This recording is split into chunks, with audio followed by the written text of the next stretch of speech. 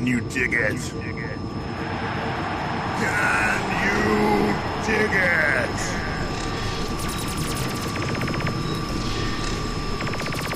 Ladies, gentlemen, friends, foes, lurkers, regulars, GMO people, organic people. Boiler room. Inbound. 5, 4, 3, 2, 1.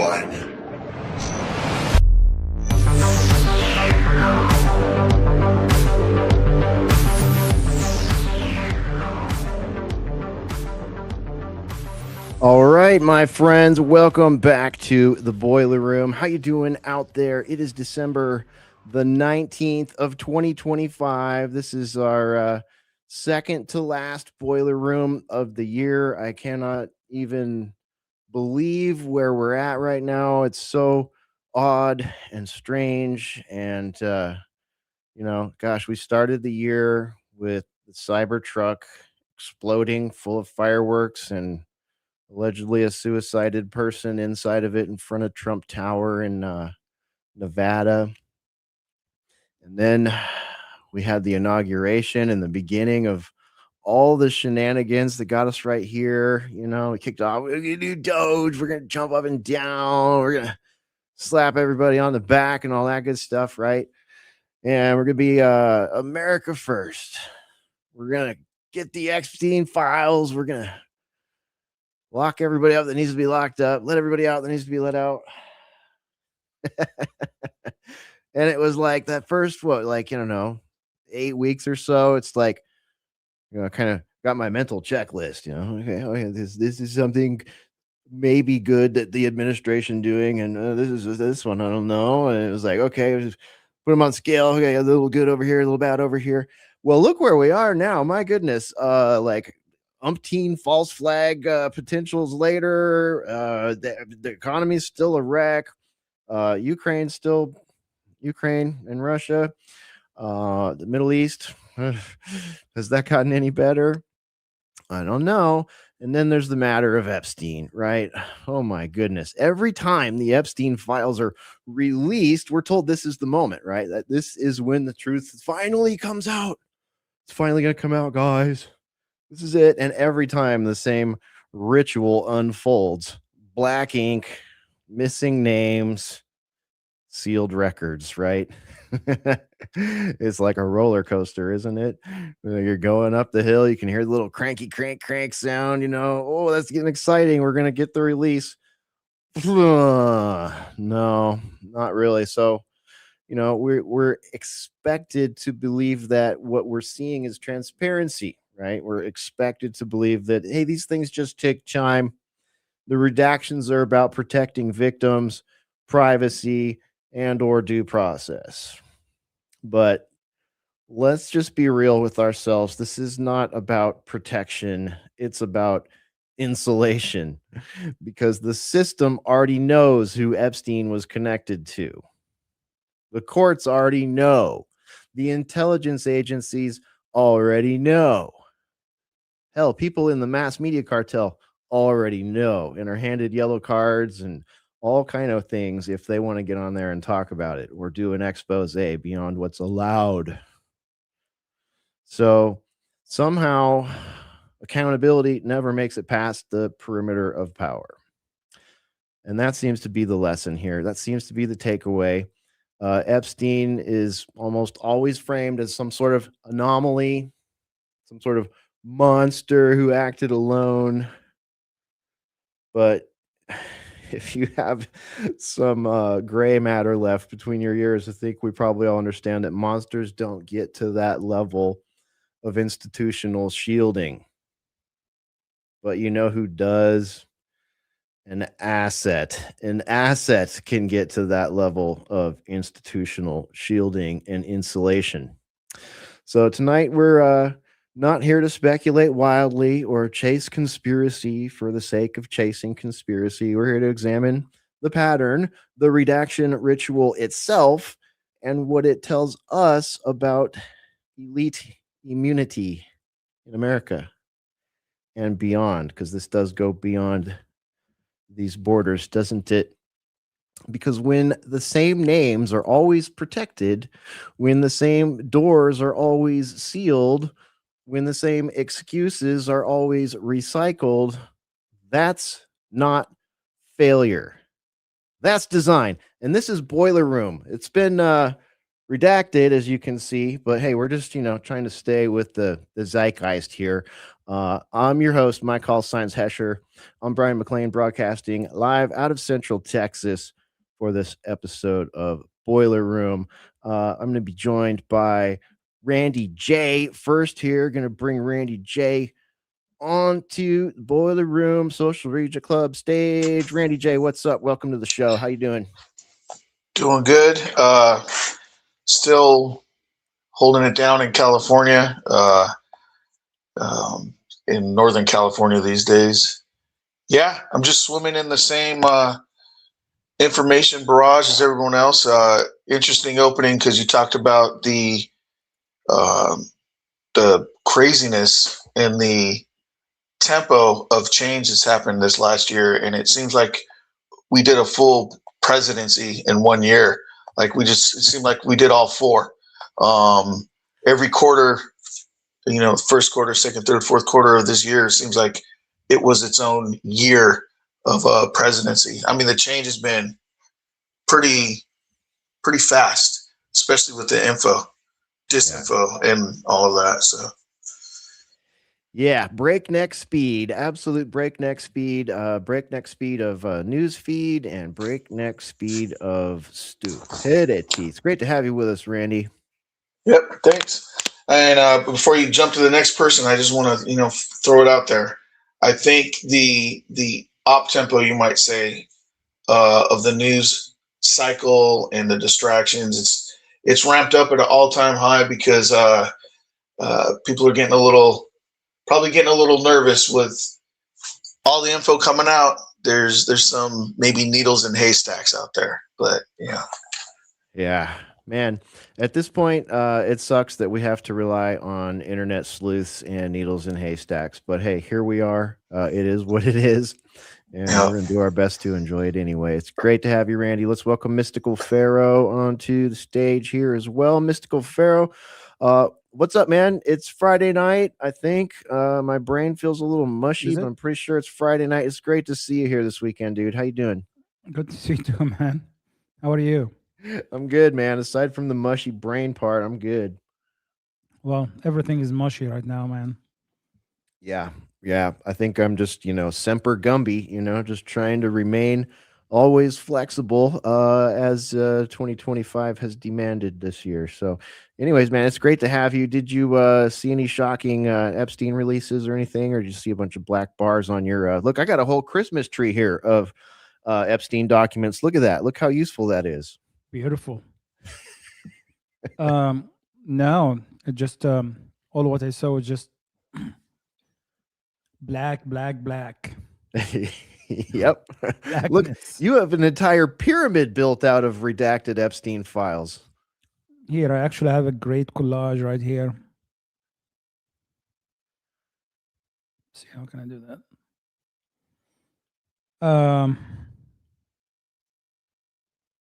Share.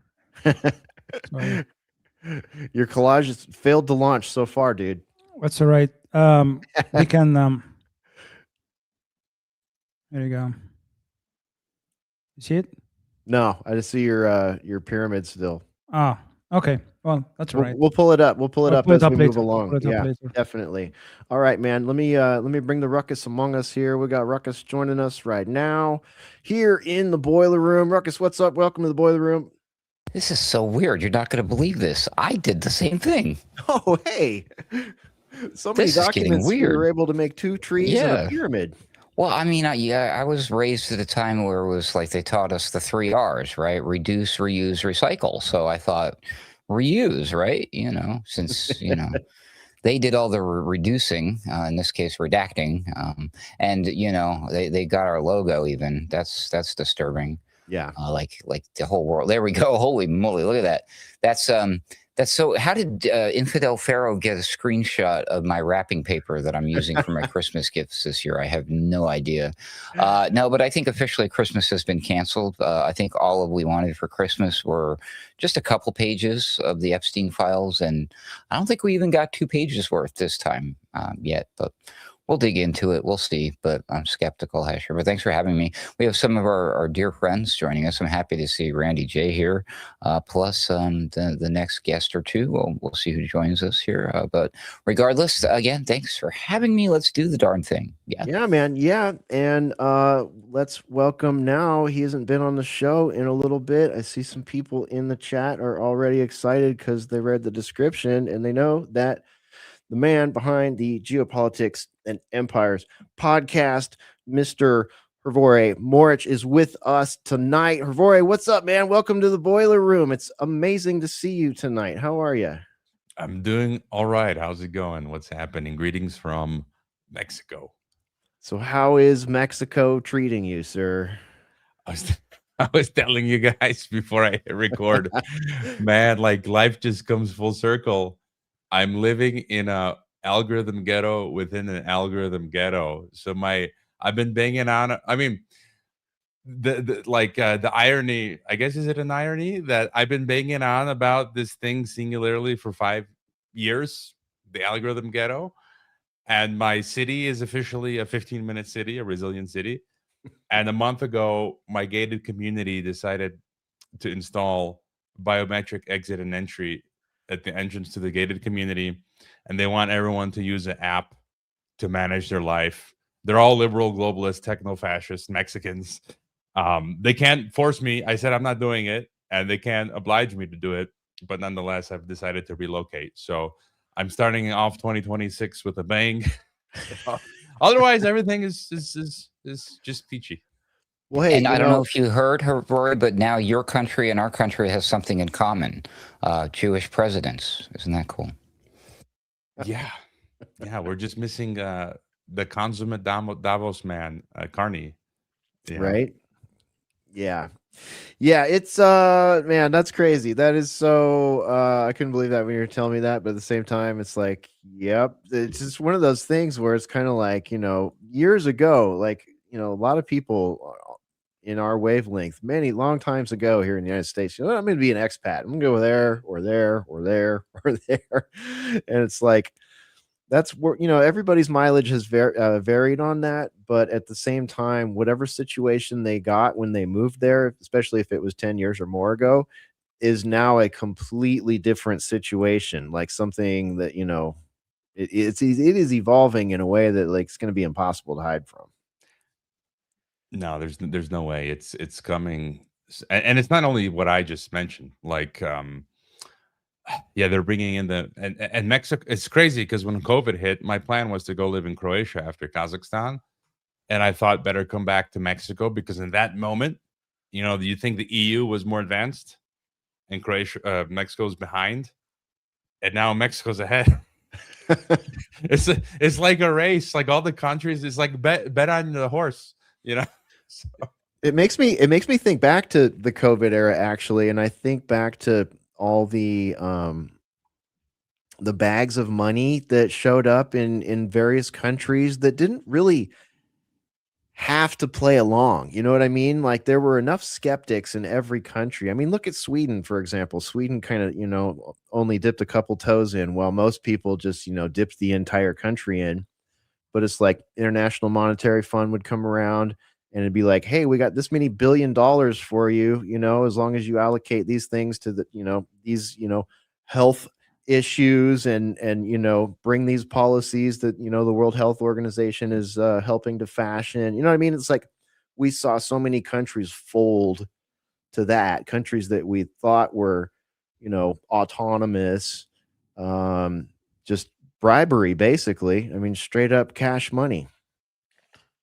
That's how it is today. But by the way, I just in passing, Lukashenko, right? You guys remember he revealed that the IMF and World Bank came to him in Belarus and offered him money to lock down. He said no, and they tried to regime change him. Yep. He came out yesterday.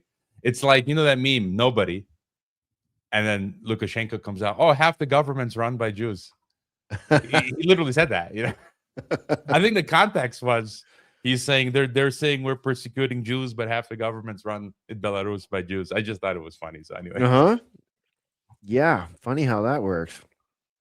All right, so Epstein, what do you guys think? I kind of went on about it as we came into the show here, but I have not dug into it because I'm so sick of being part of the redaction ritual. I have seen a few things in the doom scroll feed here and there. I haven't seen anything that I thought was going to change the situation or anything like that. But like I said, I haven't really dug deep here at this point. Zero Hedge has a massive update. It says that there's a whole bunch of nothing. Okay. Yep. Alrighty. Like literally, it says the long-awaited Epstein files released just a few hours ago by the DOJ, as required by law by the Epstein Files Transparency Act, which I believe that was put forth by Thomas Massey and Ro Cannon, if I'm not mistaken. The too long didn't read is a solid collection of new pictures and files with massive redactions throughout, and as you guessed it, no bombshells yet. So there's literally nothing to talk about. You can take all the pieces of paper and build yourself a nice Christmas tree or a pyramid with it, but we're not getting closer to the truth. Nobody's going to jail. No, there are not any salacious information. I knew it. This proves everything, except, of course, the photo of Bill Clinton in a hot tub, which proves everything. Right, Hesher? So, yeah, a bunch of nothing. Nothing. We're getting nothing burgers for Christmas. Yep. Mommy and Daddy are mad. Well, I don't know. What'd you find, Pharaoh? I want to share this. Let me see if I can do that real quick. This is like a perfect... Like, why is... Oh, okay, I got you. There it is. Hold on, let me unshare mine. Stop share. Look at that cocksucker, like the MAGA cocksucker, Gunther Eagleman, right? Look at what he's saying. Boom! President Trump DOJ deal is delivering. Finally ripping open the Epstein file after years of deep state stonewalling. What's up? Right? And then look, the perfect... the perfect thing is actually the community note. Yeah. The Epstein File Transparency Act required the DOJ to release all unclassified records by December 19 with limited redaction, allowed only for victim info or active investigation. All 119 pages of the grand jury testimony are redacted and files remain unleased. In your face, motherfucker. You gotta be kidding me, dude. I don't know how many Mad Max fans there are out there, but this reminds me of one of the later ones that they did. What's the bad guy? Morton Joe, is that his name? I think so. Yeah, the guy with the skull mask and the white Einstein hair, kind of heavyset dude. So he lives in this palace in the cliffs, and the people are down there starving and wanting water. And for a little bit, they just turn on this giant valve that releases water down on people, and then boom, you turn it off. Like the people want water, not like a quick little a quick hit or dopamine hit so we could all play like Scooby-Doo mystery, connect the dots, and this picture, if you look at it at this angle, it's a different picture over there. Oh, look, he wrote DNA on the chalkboard. There's a bunch of stuff out there that if you want to run with it and piece things together, you could definitely build whatever you want out of it. And then you could also be labeled as a crazy person, putting crazy connecting dots together, seeing, patterns in the stars and everything else like that. I mean, we all know that there's a there, but they're giving us, citizens enough to make what we want out of it. And there's still all the plausible deniability and gamesmanship on their side that they could be like, how did you get that from that? Oh, see, these people are crazy, meaning everybody that's still talking about the Epstein files. Right.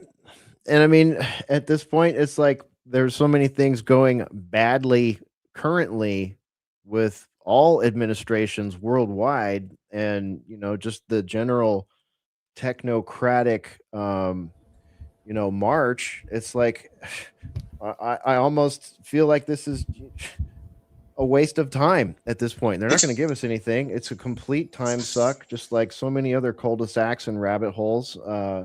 Nothing but redaction. Look at that. We got Sam Chaney from Weaponized News joining. What's up, Sam? Welcome to the Boiler Room. Hi, how you doing? Very well. We excited about all that evidence about Epstein that just got revealed? Yeah, well, we've fashioned 2 Christmas trees and a pyramid out of redacted Epstein files. Promises made, promises delivered, Sam. You know. That's right. Yeah. So, Sam, what have you come across today? Anything other than just redacted? We called tonight's episode "The Redaction Ritual," Epstein and elite immunity, because it sure seems like this is just sort of a ritualistic media dance we're doing here. DOJ broke the law. Yes. Mm-hmm. But they constantly scream, "No one's above the law," and law and order. So good conservatives out there should be screaming, we need accountability from the Justice Department for complying with this law to release all of the Epstein files, shouldn't they? Yeah. I thought we would have at least some things to laugh at tonight, but it's like they've literally released pretty much nothing, or just a whole bunch of redacted stuff. I mean, there's almost an argument to be made, like, why are you guys even keeping that stuff if there's literally nothing there? Which is kind of what we're getting. Again, they released a bunch of ink blot tests where someone's seeing a moth, another person seeing a butterfly, another person seeing a lizard. I mean, right? I mean, we have an idea, like I said, we have an idea of what's going on, but nothing they released even goes that direction. What is that called? The Rothschild test? Rorschach. Rorschach test. There you go. Yeah, it does appear that way. Hrvoje, what about you, man? What are you thinking when you're looking at the feed today and seeing all this stuff? I have that link you dropped, by the way, also.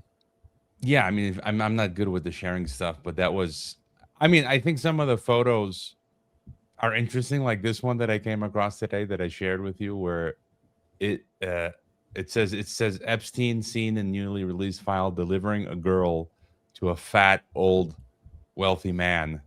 And it's like you can't deny, what's going on there. And I saw some other photos with, there's a lot of Steve Bannon with Epstein, and just on that link is interesting for me in the past few weeks is the fake alternative media. I am discovering how deep, far, and wide the podcast space and alternative media space is compromised. Yeah. I had a chat months back with John Kleizak. Everyone knows Dave McGowan, right? Laurel Canyon book, fantastic. Clear that the sex, drugs, and rock and roll movement was manufactured by the military, occult, intelligence, financial syndicate. And you think about how music scene sort of died in the 2000s, right? I mean, I was big on music. I went to so many concerts. And I kind of noticed a pattern there. In the 2000s, rock and roll sort of dies as internet and social media blow up, and the podcast scene. And it's like the alt media podcast space is Laurel Canyon 2.0. I'm not sure if Steve Poikonen coined that. And now you're just seeing, Alex. So I want to go back to Bannon, Epstein, and then you throw in Alex Jones there. A listener sent me last week, and I cut the clip. Patrick Byrne. Was it? Oh, he has that Overstock website. He was on Jones a week or two ago, and they're both saying we should regime change Venezuela to install technocracy, to install a digital state with blockchain and biometric ID accounts. And then over the weekend, he does another interview where he reveals he's CIA. Patrick Byrne. And it's like, Like it's so in your face. And then Bannon is in these Epstein photos. This guy's a deep state operative. So it's like Alex Jones. Hey, and then you got to Bannon. ask yourself real quick. You got to ask yourself, how did this guy become the head of what was his website? It was big there for a minute. I remember Overstock? Overstock.com. So the CIA put an asset at the head of this big internet company. You know what I mean? Like, whoa, dude. You know, kind of big revelations coming out there. Yeah, and then you can just extract, as you're saying, with all of the big tech guys now. Extrapolate it out from there, and it's like it's all government, right? It's all the freaking government. They're one and the same. Yeah. They're literally, it's technocracy. So it is technocracy. And then just today, it's like, I mean, this is mind blowing. So Marco Rubio comes out, saying, yeah, we're going to do the Venezuela thing. And like, I went back to the TechNate map from a century ago, and it literally goes from Canada down to Venezuela. Like, if you can pull that up, like the actual TechNate. So it's like Venezuela is all about the North American TechNate. It's not about oil. It's the TechNate. And Anthony Patch, who I just subscribed to, he's a Christian analyst. He said something interesting. They don't have enough time or money to build out. We need 4 times the electric grid to do all this EV, technocracy stuff. They're not going to be able to build that out. So it's like he said that Musk, they're running a lot of data centers on generators, like gasoline, but primarily natural gas. And a lot of the refineries off of Texas, I think the Gulf of America, are for heavy crude, which Venezuela, I think, specializes in. So that's kind of an interesting thing there, because shale is the lighter stuff. And that one thesis is that not only is it for the TechNate to take Venezuela, but to use that oil for the generators to power the AI data centers, because they can't build out the grid quick enough. But anyways, just this whole alt media it's a large swath taken over. And I had an interesting story. I don't know if I've told this before. Here in Mexico, years ago, we used to have like an intellectual club where we met every month, and we'd invite interesting people.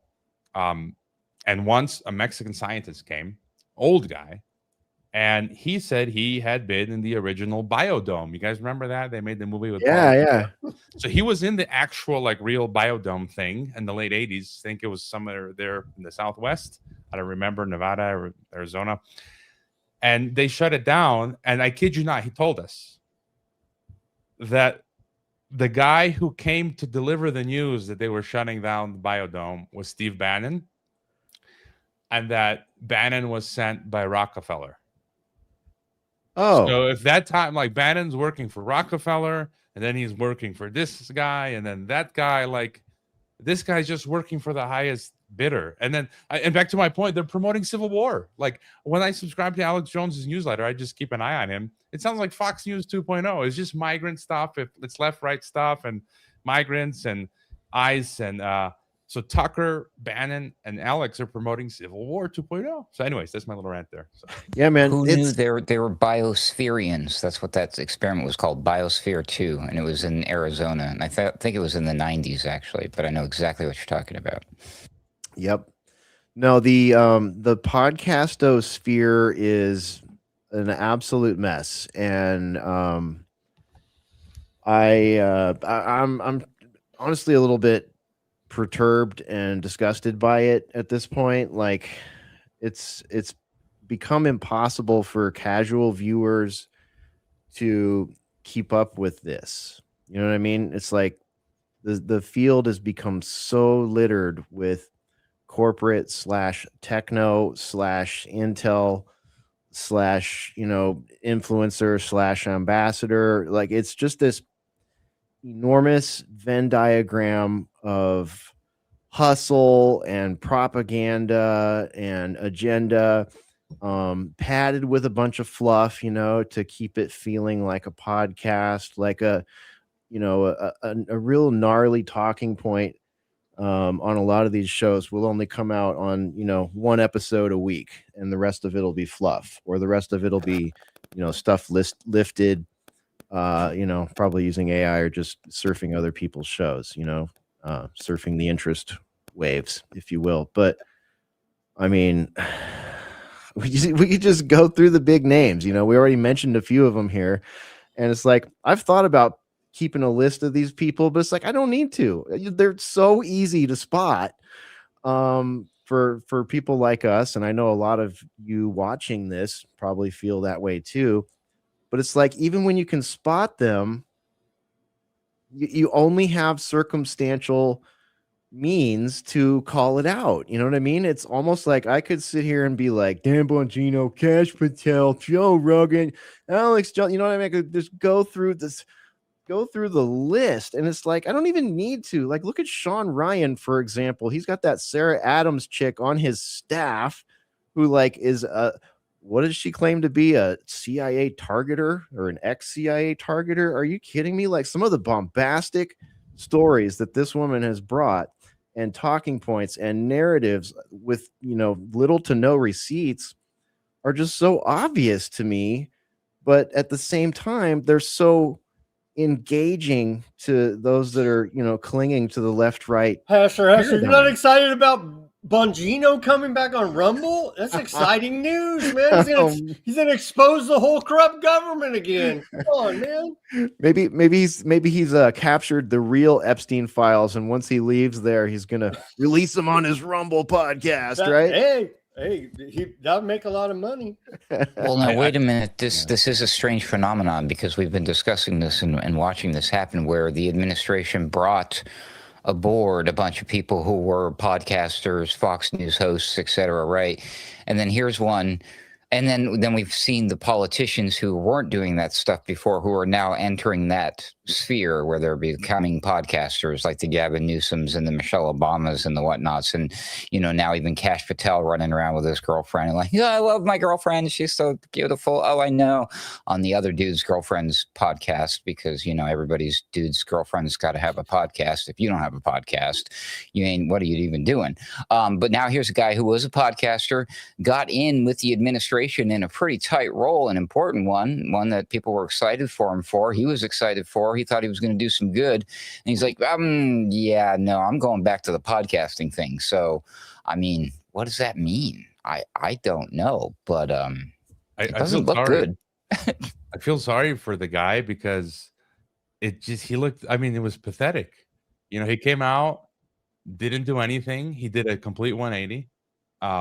And obviously he's just a puppet, and it's like he's been cosplaying as a, you know, FBI guy, and you can only fake it for so long before, you know, your conscience starts to ping, or it's just kind of pathetic. So yeah, man, kind of like when the first time he told us to lay off on Epstein. That was one of the most deflated looks I've ever seen on somebody. It was like somebody put a collar on him and walked him out there, and he put a suit on him and said, now here's your script, say it, even though it goes 100% like opposite of what you said on all your podcasts before you got the gig. Well, I watched what he did with the old the miracle jab, and he said that he got it and got cancer, and then but you still trust the system and the government, and it's like, dude, that it don't add up. So therefore you're not legitimate, because either you're crazy or lying or both. And I just can't be listening to what you're saying. You know what I mean? So that blew all his credibility in my mind. Mm-hmm. Man, that's an interesting one, Sam. Like, think about how many people whose credibility and you know, this particular group of people in this particular audience, like, we're pretty skeptical about people's credibility in general, but it's like, as it comes, a lot of people, you go back to the miracle jab, man, and how they acted during that time, and be like, hey, you're a great patriot, and we're beating all the bad guys and all this and that. I saw how you were acting back then like a little bitch, you know what I mean? And so I still remember that, and I'm like, I remember what you said.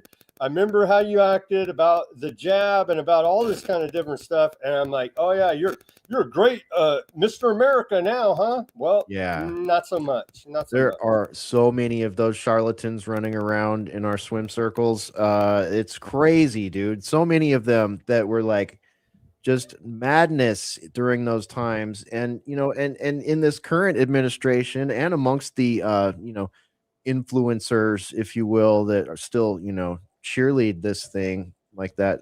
For example, the one Pharaoh brought, it's like they just don't even care that their credibility is just out the window and gone. It's crazy, right? To watch like all those crazy blue check accounts and stuff just, just tack themselves like a duct tape themselves to the Trump administration. They're And going to do the left right, I guess. They're going to do it. Or else how do you have any other credibility? You say, oh, I discovered that that's all fake, and then go alternative. I don't know, but yeah, it's hard to trust these guys when they're like, so to me, they're just government propagandists at this point, is how I see them. Yeah. They're getting, if they're getting paid well, I don't think they care. And I saw this tweet many months ago. It's open source. I just happened to come across it on my feed. I was looking at something and it was a comment. Owen Schroyer. I thought the timing was interesting that Owen Schroyer, like you see this pattern where everyone is in some feud and they leave their alt media, like Tucker, and then they spin off their own network, and then Owen, or Stu Peters, and then Owen spins out. He's going to spin off his own new network, but he tweeted he was getting paid a year like $190,000 from InfoWars. So it's kind of like that. That's a good salary, And so if some of these influencers are getting like, and this is the trend I've been noticing. But the big difference about InfoWars and all these other alt medias, they are broadcast on terrestrial radio. That's a big difference. Is they're in the real world more than just the internet. Right. They tacked the podcasting on top of the old school infrastructure that they already had there. Yeah, go ahead, Randy. With this Epstein non-release release and any future ones to come, I'm starting to think that as soon as it became apparent that we're still talking about Epstein and all of that, and that Donald basically said, well, it was a little before, a little after, or both. He said, well, it's a Democratic hoax. There's nothing there. But I guess if you guys really want it, my statistics and metrics are sort of, I'm hearing the phrase cratering a lot. They're going, the wrong direction. So let's give them what you want. But I think at macro top down level, I think we always refer to the elite, the management class, the ruling class, whatever. But I think whatever that group is and whatever it's actually comprised of, I think the decision somewhere was made, or an audible was called, where they're like, you know what, let's put stuff out there and let's just do what we've done forever. And what's that? Politicize it. When he's saying, hey, it's a Democratic hoax, well, I think we've all seen, with anybody with a memory past this year, going backwards, that there's been people implicated on both sides of the aisle, both ends of the spectrum, all portions of the political spectrum. So what you got going on is, I think, a concerted effort to just politicize it. Now you're you're doing the blame game. No one ever goes to trial. People are blasting each other in public. You're in on it. No, you're in on it. Hey, you guys, look, I saw you in the photo. Well, I was just there having a cocktail, but you were the one in the back room banging, whomever, and all this other stuff. Really muddy the waters and just turn it into political mudslinging, so that if the pendulum swings the other way and there's Democrats back in the next go around, then they're going to say, no, that was a Donald Trump witch hunt. They're the ones that did it. And it's just going to go back and forth. And a whole big hornet's nest is just going to get smacked of accusations going back and forth. But all through all that smoke and mirrors and the big magic show, nothing actually happens. And I think they're just going to drag the whole thing through the mud and put it all out there, but nothing will ever stick. And it'll be the blame game, and it'll be theater like we've seen before, but like we've never seen before. And it's just going to be part of the same game, the same bullshit tricks, shenanigans. Yeah, the old redaction ritual, man. That's there's nothing new about the redaction ritual, is there? It's national security. Yeah. We can't have a lack of national security, can we? We would not want that. I mean, coming from the government that's like tanking its own currency, tanking its own birth rate, tanking its own education system, tanking its food supply. Like, we don't want any national insecurity. So We're a tanker. We're a regular old Exxon Valdez out here. I'm afraid we might be a Venezuelan tanker. Wouldn't that be ironic? But nothing ever happens though. I mean, JFK, 9/11. Is this okay? Over Is this 9/11? Hrvoje, let me ask you this. I'll ask everybody this. Is what we're seeing right now, is it just that? Like, is this the new veneer on a JFK event, a 9/11 event? I mean, if ostensibly Epstein is that level of event. I mean, yes, there's not like as much tangible horror for the masses, but when you really think about it, for those that have really thought about it and looked about it and read everything about it and really absorbed it, and is this what it looks like now? Because before we had 9 years waiting for the Zapruder tape to come out and like these little trickles, and it didn't become a whole movement that the CIA had to create conspiracy theory as a pejorative. You know what I mean? Like, that was a slow moving train. And now it's like you got things like Charlie Kirk's murder or whatever that was. You got things like Epstein. It's like there's this breakneck speed litigation, the redaction ritual, the humiliation ritual. Is this sort of just the new version of the same thing, and we're never ever going to get answers on it? Is that kind of where we're at?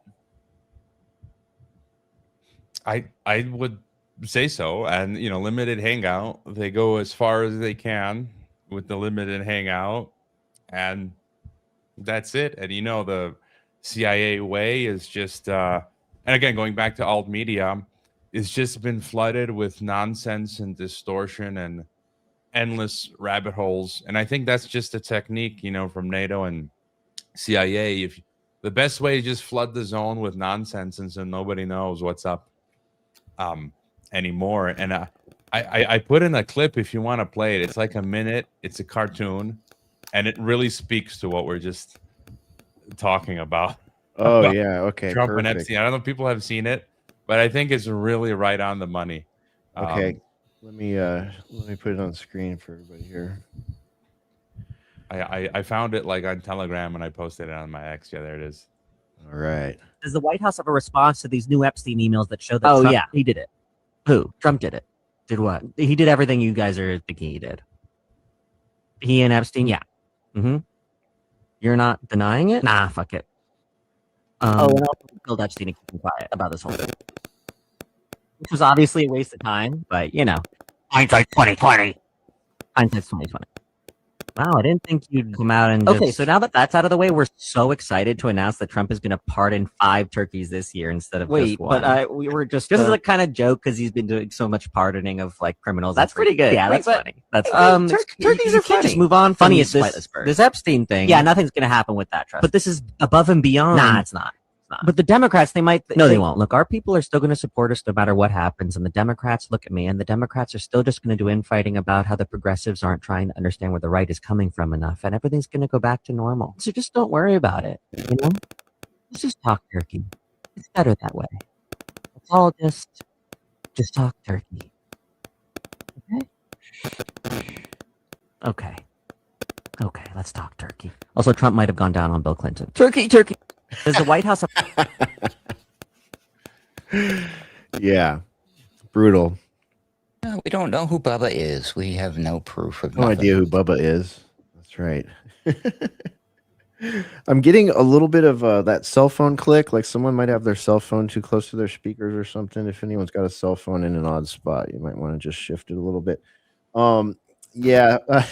Hrvoje, that was... Oh, did he back out? Okay, we might have lost Hrvoje for a second here. See if He we said can he get might have to pop in and out real quick because he's got the kids to keep an eye Okay. on. Or All right. He, Yep. he dropped the mic with that one. Yeah, he did. That was perfect. Sam, what do you think, man? Is this just the same old with Same the old technocratic psyop spin? routine. Yeah, they're just gonna keep spinning everybody's wheels. Nobody. I mean, they already said Epstein's dead. It's a done deal, basically. That's Yeah. what I mean. So it's a done deal with Epstein. Well, you got Maxwell in prison. She didn't rat apparently either, right? That's why she's still alive, I guess. I don't know. They give her vegan meals and yoga class, from what well, I she- hear. She That didn't might just be rat, or outrage, she'd though. be dead, right? Yeah. So she apparently didn't rat, and I don't know. She's angling to get out. Maybe Trump will pardon her on his way out. I wouldn't be surprised, honestly. Just a big F you to everybody. You know what I mean? And just because it basically is. You guys saw that the menorah lighting ceremony at the White House, Gosh. and that was basically a big F you to everybody as well. If you didn't know, you know what I mean? Just go watch that. And that's about all I want to say about it. But it was very disturbing, to say the least. dude, that was effing crazy. And no, we will get into it. We can talk about it here. We ain't afraid, right? We'll burn it to the ground. We'll have to burn everything that we built to the ground. They're coming to censor you. They already said. We have to make the big leagues first before we worry about getting big. They're going to ban you. We already been through this routine, but this time they told us as much. They didn't tell us the first time. Yeah. Well, listen, I'm still of the, like, this dude, like, we're back to arguing about, he didn't kill himself, but then there's like, they don't take that any further. There's still like this hidden, they're like, that's it. They're like, oh, and they're just talking about evidence. What are they, and like, if you ask them, they're like, well, because somebody had him murdered. He didn't kill himself. There's no, like, no. You guys, it's over your head. He's not dead. He's chilling out somewhere on an island, laughing it up, hanging with his buddies. Yes, exactly. He didn't kill himself means he's not dead. You can understand us?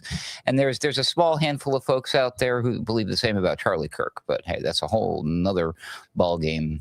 Yeah. What about Bannon? Bannon's too much, right? He's a great right-wing populist patriot leader, and he's good buddies, like you're saying, with all the big names, Rockefeller, Epstein, the guys, they're all actors, right?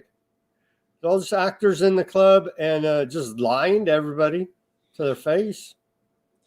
Amazing. About who they really are and their intentions.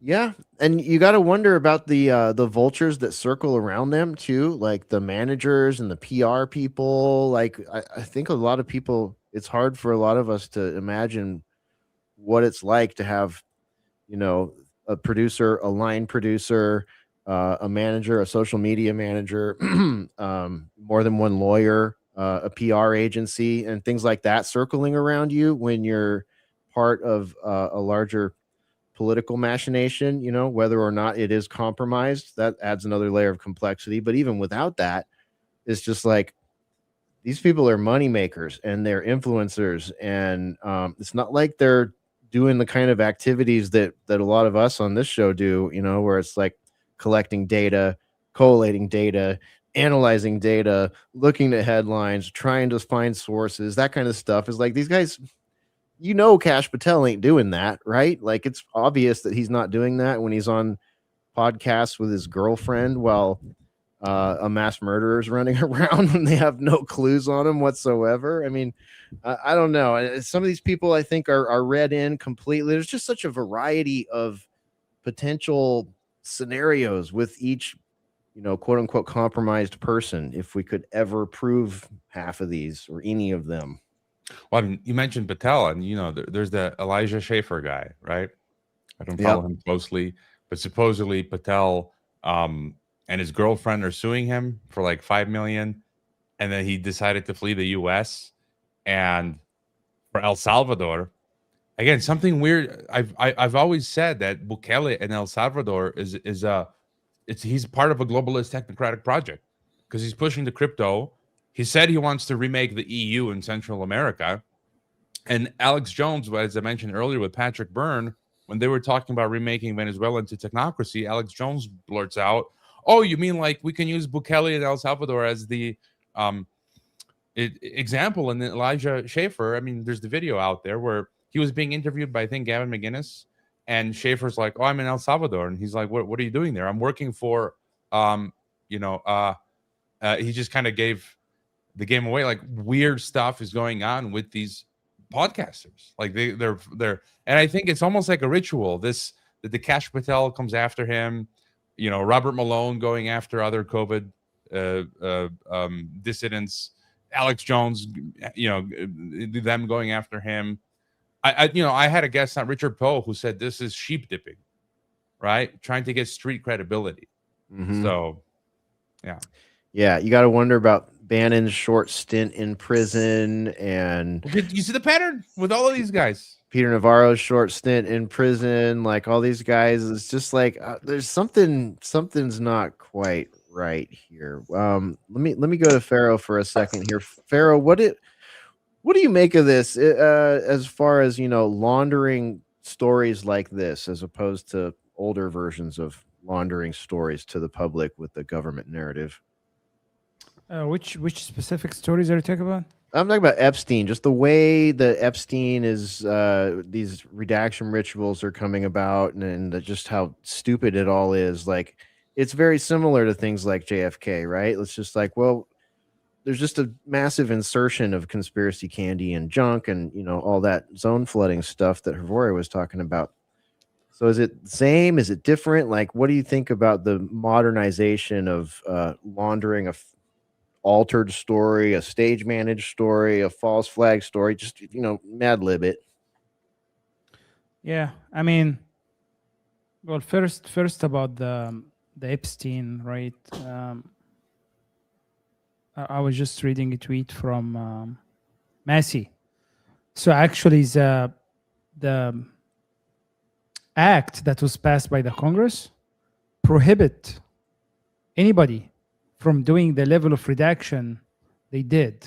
So it basically prohibit doing redaction for embarrassment of government officials, anyone in a position of power, right?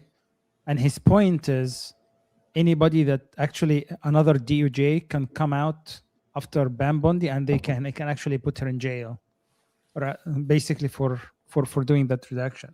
So the interesting piece that I'm trying to get to is the whole idea about this act was actually to release those files as is.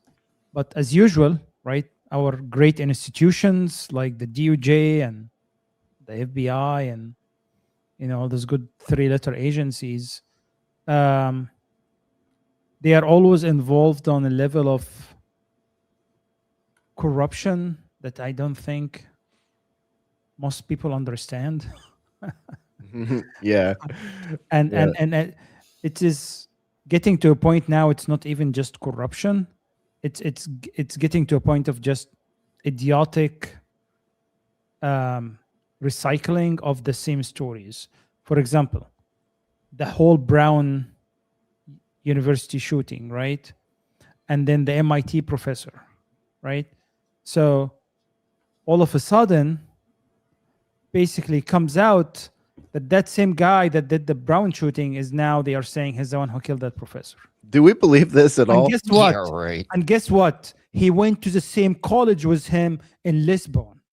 I'm like, really? Like, are we that fucking stupid? Like, so, and listen, I will give them the benefit of doubt, right? But this not the first mass shooting that happens, right? Where things get tangled and you see this like spaghetti story coming out, right? And guess what? That guy was found dead as usual, right? Surprise, surprise. Self-inflicted gunshot wound. Yep. Okay. Exactly. So the book, right? My point that I'm just making was that it's basically it's coming to an idiotic level of like, we can't even manufacture narrative because we're so stupid and we're just using the same narrative over and over, which is just ridiculous. Because I think there is nobody right now, other than maybe 10% of the population, can believe anything that comes out from any government Yeah. right now. It's the trust us, bro policy, right? Trust us, Yeah. bro. We have these 2 high-profile cases, and we have absolutely diddly squat for them, but we conveniently provided a self-inflicted gunshot wound corpse for both of them. Isn't that amazing? And I was reading about the tipster today. They got a tip from someone, and I was kind of going through all the tips they said they got from this person, and it was sus. It was sus. It was like, whoa, this guy saw someone saying some stuff on Reddit, and then he ended up in the same place as this guy. It was just like, it was too convoluted for me to trust the plan or trust the FBI bros on that one, or their person that gave them the anonymous tip 3 days later or whatever. And then, you think it's that simple though? Like, is it really just as simple on its face as what it is? Like, we know all of this stuff and what this guy did and what he was probably doing, and the blackmail this and the Israel that and Mossad and all of the things, right? And the kids and underage. You're like, maybe there's a lot more to it than just that. Maybe. I mean, because like, why would they have to guard this so heavily? Because like, the vast majority of the people already have their theories, and like, they're all pretty much. Sure, they go in multiple directions, but there's a very common thread going on in there. Like, and you're telling me that they're not going to at least like, because I mean, if everybody knows, where's the harm in releasing it? So why are they doing? I mean, why are they still hiding? I mean, because maybe there's something else to it that they really don't want even us to know about. I'm curious sometimes. Well, the answer's right there in the question, sort of. I mean, if you read the tea leaves and you just kind of back out and you turn on your hardest shell you have for your eyes and your feelings, and you say, okay, what are they showing me? What am I supposed to see here? I'm supposed to see a bunch of creepy sex stuff. The creepy sex stuff itself is creepy and gross and wrong and illegal, and there is a there, as our friend Randy says, but it could be the 3rd, 4th, 5th, or 10th thing on the list as far as like what this ring of people were doing and the negative effects they're having on humanity. And I suspect that is the case. And I would say that the financial aspect and the policy aspects that were attached to it, and then maybe thirdly, blackmail aspects, which are, we're not talking about people looking for someone's cryptocurrency here. We're talking about people that could potentially be looking to enlist high-level politicians and moneymakers and business folks and stuff. And that's the, like, to me, the most nebulous and least well-documented part of the whole Epstein thing: the financial stuff, the influence stuff, and the blackmail stuff. And what was Epstein's title officially? Financier. Thank you. If I recall. I'm a math teacher. Without a math degree. A prodigy, hand selected, probably no different than Jared Kushner or something like that. Trump is trying to protect his ass. I'm sorry. There is nothing else other than this right now. For them releasing protecting other people. Well, he's also protecting selfish? Melania Trump, because she got into this country through Epstein. Right? Who got her the visa was Epstein. So yes, there is. If you want to dig into that, there is more to it than this. Well, they're not trying to like do some sort of big PR stunt to keep her image solid and golden by making like a full Hollywood style documentary about her. Oh shoot! Wait a minute, they're doing exactly. I know, that. right? Did you see when the guy that took Miss Piggy and put her? Yes, that was great. That was very funny, actually. Well, I've heard a theory though that all politicians are disposable. So what if at some point the deep state, maybe in the coming month, or maybe next year, maybe in 2027, they decide for whatever reason Trump has outlived his usefulness and they go forward with the Epstein stuff and use it to take him down and push a JD Vance or Ivanka Trump or Eric Kirk. Don't. Oh man. But just to your earlier point, Hesher, it's almost like they're doing everything out in the open in our face. Like if they wanted to, we legally we have enough to say who did JFK, to say what happened with 9/11, like all that stuff is out there with the vaccines and for COVID. Like we could make it a case. There's enough material there, and I think same thing for Epstein. And part of it is kind of like, yeah, we're doing all this, and you guys can't do nothing about it. We're going to confiscate Russian assets. We're going to regime change Venezuela. I think that's kind of part of it's a bit reverse psychology as well. The big lie. They just double and triple down on their lies. It's like when Netanyahu comes out 5 times when Kirk was assassinated. Didn't do it. It wasn't us. We didn't do it. Like, that's not suspicious at all. And I tend to think, I think most of the time these guys were taken out, like the whole Kirk and Epstein, because I don't know.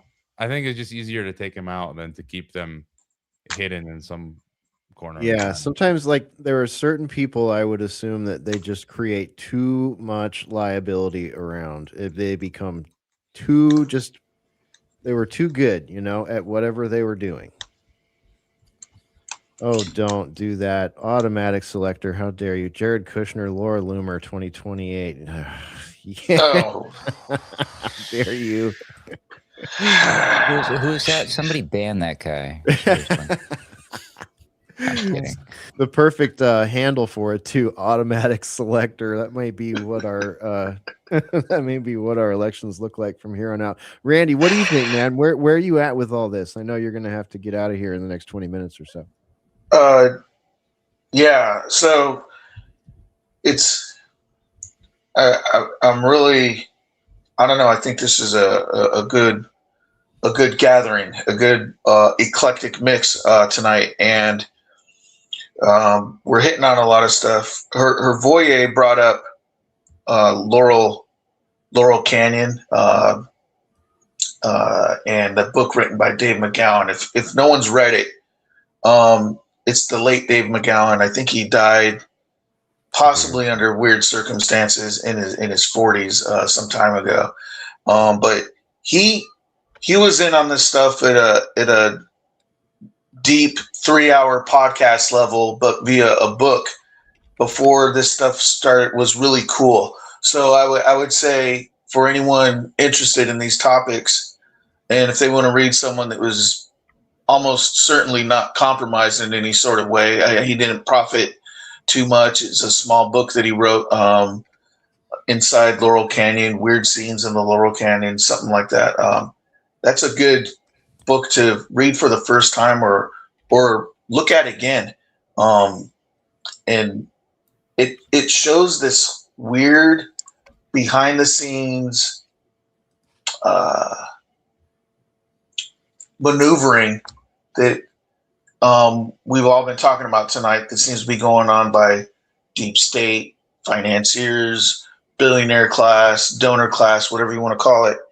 And it's basically, everything we're talking about comes down to me. It comes down to what the populace wants versus what people in charge want. And they never seem to be the same. And they keep trying to tell us what they want is what we want, not what we want is what we want. And they keep trying to maneuver us in certain directions.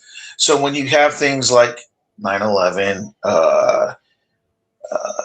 JFK, the Epstein files, and Hrvoje was kind of getting into this. I think that it's the big secret is that all of this bullshit in somehow, some way, shape, or form has been going on for a long time. It's always been there. They, air quotes, have always been on it, and it's all related. And they don't want those dots to get connected completely, because we'll see how deep it is and how probably shocking the scale of it is in a verifiable, quantifiable way. And I don't think they want that or can have that, because then they're not in their position of authority, because shit might get real and we could turn on them. So I think this franticness that we're feeling is this rush by controlling mechanisms to box us in and keep us in a state of confusion before we, as in the regular people, really start figuring shit out. And then maybe if there's a point that we do, it's too late because they already outmaneuvered us with crypto and food supplies and the way the whole structure of everything works. Oh, that's a mouthful, but I don't know. That's what I think's going on. The speed at which this stuff is happening now is what I find so interesting. It's like they show us, you know what I mean? Like Charlie Kirk's, whatever that was, they showed us a ritual redaction in real time there. Like that's what the face of this looks like now. We don't know where he's buried. We don't have an autopsy report. We don't have accurate statements from the surgeon, the ER people. We have weird conflicting statements from TPUSA people. We have the fantastically bizarre public appearances and PR junkets from his widow. Shabbat Shalom, put down the phone. I don't understand those. I'm so confused by them. Yeah. It's just like, She but it signed happened a all book. so She signed a fast. book. She She wrote a book in 90 days. I mean, she is one of America's great women authors. You got to give her that. It's so nutty to me to watch like the influencers that we know are getting paid to influence, like promote her too. Like, you know, I'm looking at people like some of these blue checkmark accounts just saying the most out of character weird things about like how amazing this woman is, and it's just like, what do you mean? Like, that's a widow who just pulled in $140 million and is now doing a 7-day junket, a PR junket, and acting in the PR junket while her kids are with who? Who are the kids with while you're doing the PR junket, Dude, lady? how do they explain she wrote the book in 90 days, right? I mean, Yeah. that's insane. But hey, she's superpower woman. Maybe what was it? Loomer and her for maybe. I mean, that's a power woman ticket right there. Sam, she had ChatGPT help her write the book. Yeah. Erica Kirk and Laura Loomer 2028. I could get on that campaign. There you go. She's a blatant liar too. Did you see her interview about not dating when she was in New York for 5 years? I did. And then people that got the dating app, the TV show was on. I'm like, come on, if you lie on something like this that's actually out in fucking public, like, and the drinking stuff too. the drinking, right? It's the crazy. point people were making is if you're willing to lie about little things, you can lie about big things too. But I mean, you didn't even have to know that about her past to just watch her on camera, and you're like, what is going on here? And then the Candace Owens thing, you know. What were they drinking? Like margaritas, well, champagne. She was promoting champagne. I remember.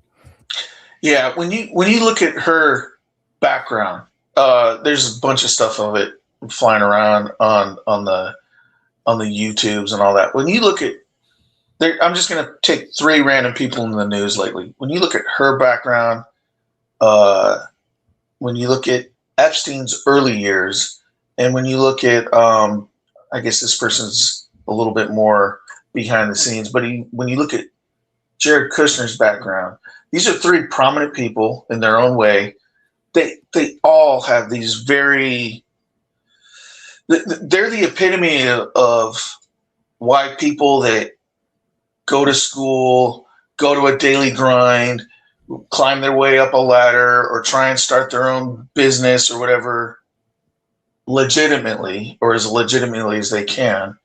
Look at these people, and it just grosses us out. It grosses me out. I'm like, they are literally, in my humble opinion, for as far as I can tell, hand-picked, hand-selected, groomed, whatever thing you want to say. Early on, they're given the golden ticket, and they have these weird, shifting, changing backgrounds and resumes, but everywhere they land squarely on their feet. They even have failures, but nope, let's try them out over here. Let's try them out over here. And Jared Kushner, he got pushed into his school by his dad, who basically bought him a spot for, I think it was conservatively $250,000 or 2.5 million. I'm off of zero, or I'm off. I'm off by $1 million or something like that. But I mean, What's a comma between friends? Yeah, and then he is the advisor to Trump on the 45th version, the first go around. Who put him there? Who gave him these crazy envoy ambassador sort of like going to the Middle East and brokering peace deals? He's a effing Harvard appointed graduate. I'd be surprised if he even did any of his homework. And he's over there brokering deals in the Middle East on behalf of the United States. Nobody elected that guy. And then you got Bibi saying, "Hey, Jared, I remember you at the birthday parties when you were a kid." And then you find out that he the prime minister of a nation, is spending the night at his house, like when he's young.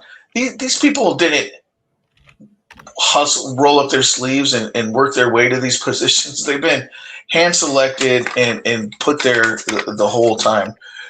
Kirk's background is sus as it gets, meaning the wife, widow, and then Epstein goes to Dalton College or Dalton Prep School, and William Barr's dad, or I might have it wrong, but the father of who became the attorney general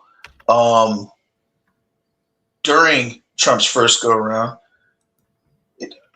hand selects him and picks him. And then he meets up with people when he's there and gets his Bear and Stearns gig or whatever, his first finance sort of a job. I'm just doing all this off of memory. I might be a little off north a little bit here or there, but generally what I'm saying, is these people are recruited, identified, spotted, hand selected, what have you, and we just got to live with it. And on that note, I gotta push the eject button and exit stage right, guys.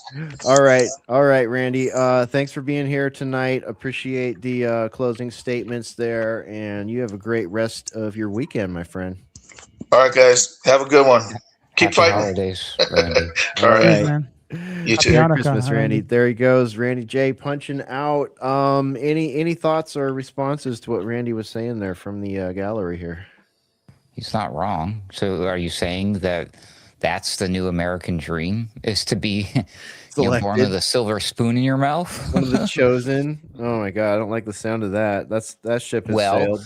I've got some great news for all the babies being born these days. Am I right, Sam? We got the Trump accounts going on, right? So big money. So like just for the fact that you're born now, you have we're going to just give you some money.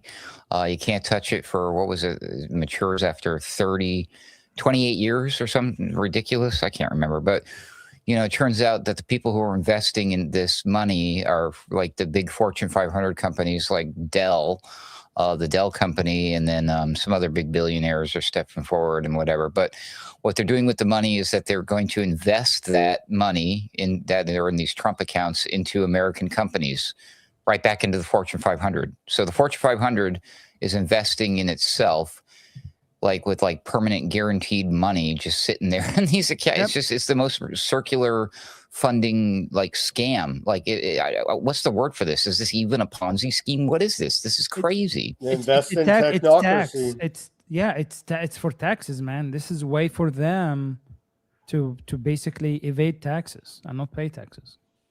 That's why they're doing it, the rich guys, but it's also to invest in the companies that are the technocracy. Right. It's such a this is becoming such the common grift. This is a manifestation of technocracy. Okay, this is and technocracy is basically just a modern version of fascism.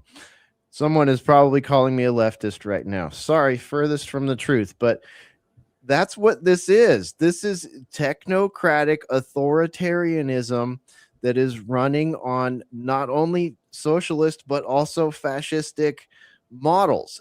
I mean, look at, we just signed the NDAA. I should say we didn't. No one asked me, but Trump signed the NDAA, and Ruckus told me that this morning on the way to get some food. And I was like, was it $1 trillion yet? And he was like, almost. And I was like, oh, we'll get there next year, man. We'll get there. We'll get it. Plus supplements, it was over $1 trillion. See, there you go. It effectively, yeah, it's well over $1 trillion. Like, that's just the kickoff money. That's just the money that is billeted and guaranteed. Look at all the money they add to that throughout unaccountable the years. Too, right? Unaccountable. Yes. They can't pass a financial audit. It's the most absurd thing ever. Nobody even talks about it. It's like they have no credibility whatsoever. Oh, no. You're a great patriot. You just gave $1 trillion to the Pentagon that can't account for the funds for what, since like it was mandated like 2018. Oh, yeah. We just don't know. We can't pass a financial audit, and we just don't know what happened, and something bad happened to the accountants, and we just don't know, and that's all we get. It's insane. Yeah, literal insanity. And of course, the reason they can't account for it is many-fold, but like a couple of good examples of why they can't account for it is, number one, 3 simple letters: CIA. Their budget, completely secret. I would wager the same is true, at least at certain levels inside of everything under Homeland Security, which is pretty much all of them now. They've all been rolled up under Homeland Security for the most part. So yeah, too many black bag budgets. They need to protect their black bag budgets. And then there's all the pop-ups, right? Every time the little green army man comedian from Ukraine comes over, we got to write a check. And every time BB comes over, we got to write a check. And every time they send an email or a call or an embassy agent, we got to write a check. We're writing checks and checks and checks. And, those are just popping up. Those don't even count towards that $1 trillion+ NDAA. But the fact that the government is working with the military industrial complex and the technocrat bros to do things like what you guys are describing here for all the babies, right? We can do it for the babies. It sounds great. What a grift, right? Another, that's just a humiliation ritual. That's not even a redaction ritual, but it's like, they don't care. They don't care. They can just do stuff like this over and over and over again and create avenues of grift. Rivers, torrential denials, the Nile River of grift. Wouldn't it be great if like the pendulum shifts the other way, and then the next guy decides, we're taking all that money away from you babies, and they steal the money from the babies. Like taking candy from a baby. Ruckus, okay, I was talking about technocracy and fascism there, and you flashed this link my way. I just like, it's simple, like, I mean, because nobody even does this. They don't even go and like, what's the classic definition? You don't need to hear from a bunch of crazy podcasters, conspiracy theorists, or even us. Just a simple definition of technocracy is it's a government by technicians who are guided solely by the imperatives of their technology. What was interesting to me is the fact that the concept was developed in the U.S., that no surprise there, but early in the 20th century as an expression of the progressive movement, and became a subject of considerable public interest in the 1930s during the Great Depression. And if you pay attention to what's happening around you in the economy these days, and you talk to a bunch of economists and smart folks, and some of these billionaires who are tossing money back and forth to each other, they all feel that, yeah, we're ready for another Great Depression. So, I mean, it seems like these types of things go hand in glove, and it seems like they've started forcing these concepts early, like they jumped the gun. Like, remember last year when I was doing like the predictions for the future, the 12 bummers coming on my daily Ruckus program there about technocracy, how like, okay, we need a mad dash rush to AI and robotics, because my premise was, okay, we have a population problem. Not too many people, not enough people. Not enough people are doing the thing, going out and procreating, be merry, fruitful, and multiply, and all those wonderful things that we used to do, right? Well, no, we're not doing that worldwide. The birth numbers are on the decline. So I thought, okay, this is why we need a mad dash to replace the labor force, which is the grease that makes the wheel go round, society how all this works, or the goose that lays the golden egg. But if there's not enough geese running around laying golden eggs, what do we? Oh, robots, AI makes sense. So I was like, okay, maybe this is why they're rushing in with the robots, is because they know what's coming in the future. No, they just went ahead and put this stuff ahead of time. Like, it almost seems like this was the response to something that hasn't happened yet. And I think the thing that's going to happen is the rug is about to be pulled out from the US dollar. And I think the economy is going to crash hard. I think the people who are alive today, all of us are going to be experiencing hardships that we only heard stories about, like the stories of the bringing the wheelbarrows full of money for a loaf of bread. That's the metaphor where we're going to be living now. But I mean, but it shouldn't be too bad for too long, everybody. Don't worry about it, because there's an answer. There is a solution waiting in the wings, courtesy of some of our wonderful friends like Sam Altman. He's a big fan of universal basic income. Elon Musk, big fan of universal high income. He's got the Neuralink and he's got the Everything app. He's got X money. We got the Clarity Act, and the Genius Act just passed through Congress. It'll be signed into law by the president easily. So yeah, we're all heading towards this digital universal basic income, social credit scoring stuff. And this is all what's happening right now in your face, if you were allowed to pay attention to it, if you're allowed to hear about it. But instead, we're given blank pieces of paper with black bars on it and said, here, discuss amongst yourselves. Coffee talk. I'm getting it verklempt. Let's have coffee and talk about it. But you see what I'm saying? There's a lot of disturbing shit taking place, being initiated right now. And we've all been distracted with this podcaster versus podcaster and what's in the files, what's not in the files. And I think it's just distraction. Mm-hmm. Mm-hmm. I mean, for me, it comes back to the algocracy, the algorithm ghetto I've been banging on about. And I'm coming to you from the future. I like to joke. I'm a beta tester for the Mark of the Beast. Lately, I've liked the term psychopomp. I'll be, it's almost like part of my job is to be your psychopomp.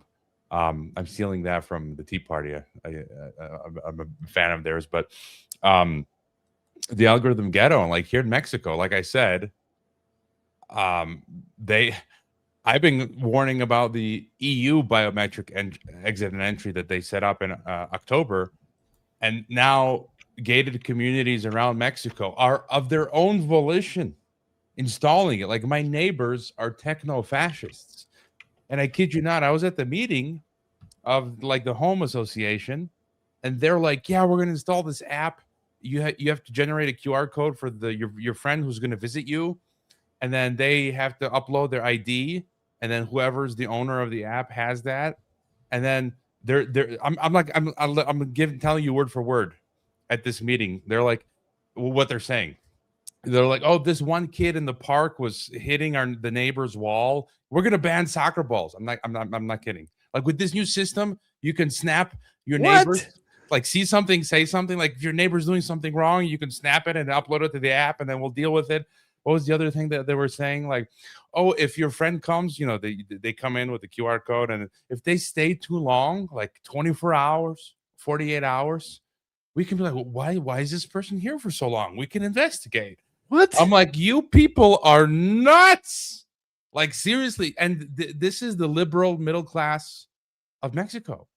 Oh my gosh. This is why I say the lemmings are going to drive us off a cliff. I don't see any resistance. But then it gets worse. Wait, there's more. Like the CURP biometrico, the Mexican digital ID.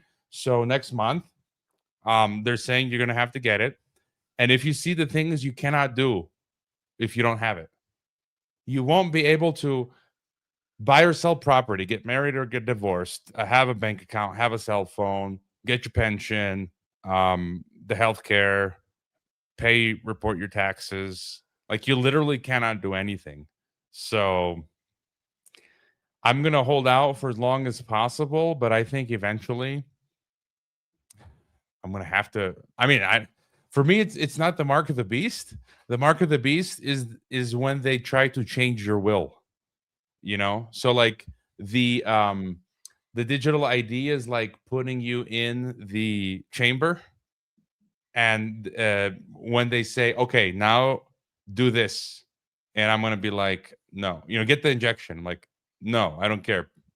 Unbank me, But I'm going to hold out for as long as possible. But look, if I don't eventually get that Curp Biometrico, my bank account's going to be frozen. My Substack Stripe is going to be gone. By the way, Substack, have you guys seen what's going on there now? No, what's up? So the Ministry of Truth, the global Ministry of Truth is being scaffolded out. But, you guys, Australia, UK, right? Online Safety Act. Yep.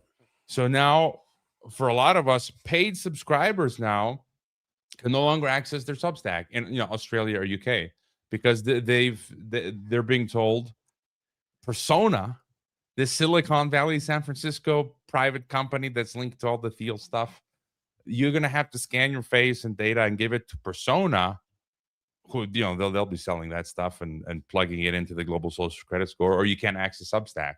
So it's like now. I mean, my plan for next year is I'm going to ride Substack for as long as I can, but back on my website, I'm going to rebuild. You know how much cat and mouse this is for all of us, the time and energy it takes? Dude, it's crushing. This is the kind of thing, by the way, calling Larry, that's hilarious. I spent all my carbon credits this week on OnlyFans, so I have to eat bugs the rest of the month. Number one country in the world for spending money on OnlyFans. Go USA. Fucking USA, man. Rhode Island itself, right? One of our smallest states spent more money. No, was it Long Island or Rhode Island? I can't remember. It was Long Island. It was Long Island. Yeah. Johnny Matlin, you preverts out there. I know it wasn't you, Johnny. We got a lot of friends named Johnny. Shout out to Johnny Matlin. He's one of our journalist and politician friends out there. But anyways, yeah, they spent more money on OnlyFans than the entire European Union. Do I have that right? That's crazy. US was 2.6 billion, and I think Europe was 311 million, something like that. Madness, dude. Absolute madness. Didn't mean to distract you from the thing. Talk about weapons of mass distraction. That frickin' .com right there. Holy. Yeah, well, but the chasing the tail and the moving goalposts and having to change everything all the time, it's maddening and frustrating and overwhelming. It's crushing is what it is. It's like you spend so much time feeding a platform, be it Substack, be it YouTube, and it's like as soon as the platform itself, especially if it has people like us on it, reaches a certain critical mass, all of a sudden the goons start showing up and, hey, we want to put $10 million into your project. We want to do this. We want to do that. We want to put so much money in it that we're going to need to put a board member on there. Sorry about that. But, it's going to be worth it because we're going to pump $20 million into your .com this year, your platform, your social media, whatever. And it's like, okay. And then, by the way, the new guy on the board, he's going to recommend that you get this new certification. That means that, you got to work with these contractors now. And all of a sudden, oh, well, there's some, new rules out there on the interwebs that we got to make sure, we got to protect the business. We got to protect this .com. So, we got to start stopping people from Australia and New Zealand from being able to see all these pages over here. How's that work? That's going to ruin their ability to do what they want online. That's going to ruin the creator's ability to monetize their content. Oh, that's okay. We got to follow these rules. They're international rules and orders and all that shit, right? So it's just like, that's a very pedestrian vignette that I just laid out right there, because what we've actually seen is members of the Atlantic Council in chat rooms, their digital forensics lab, in chat rooms with people from the DNC and people from Twitter and people from Facebook, and targeting people directly for political reasons. So we do all this work, the collective we online, people that make shit online, that make other people online want to go visit someone's .com or .org or whatever. And then they pull the rug out from under us. And then we've just lost this tiny, minuscule stream of income that we worked,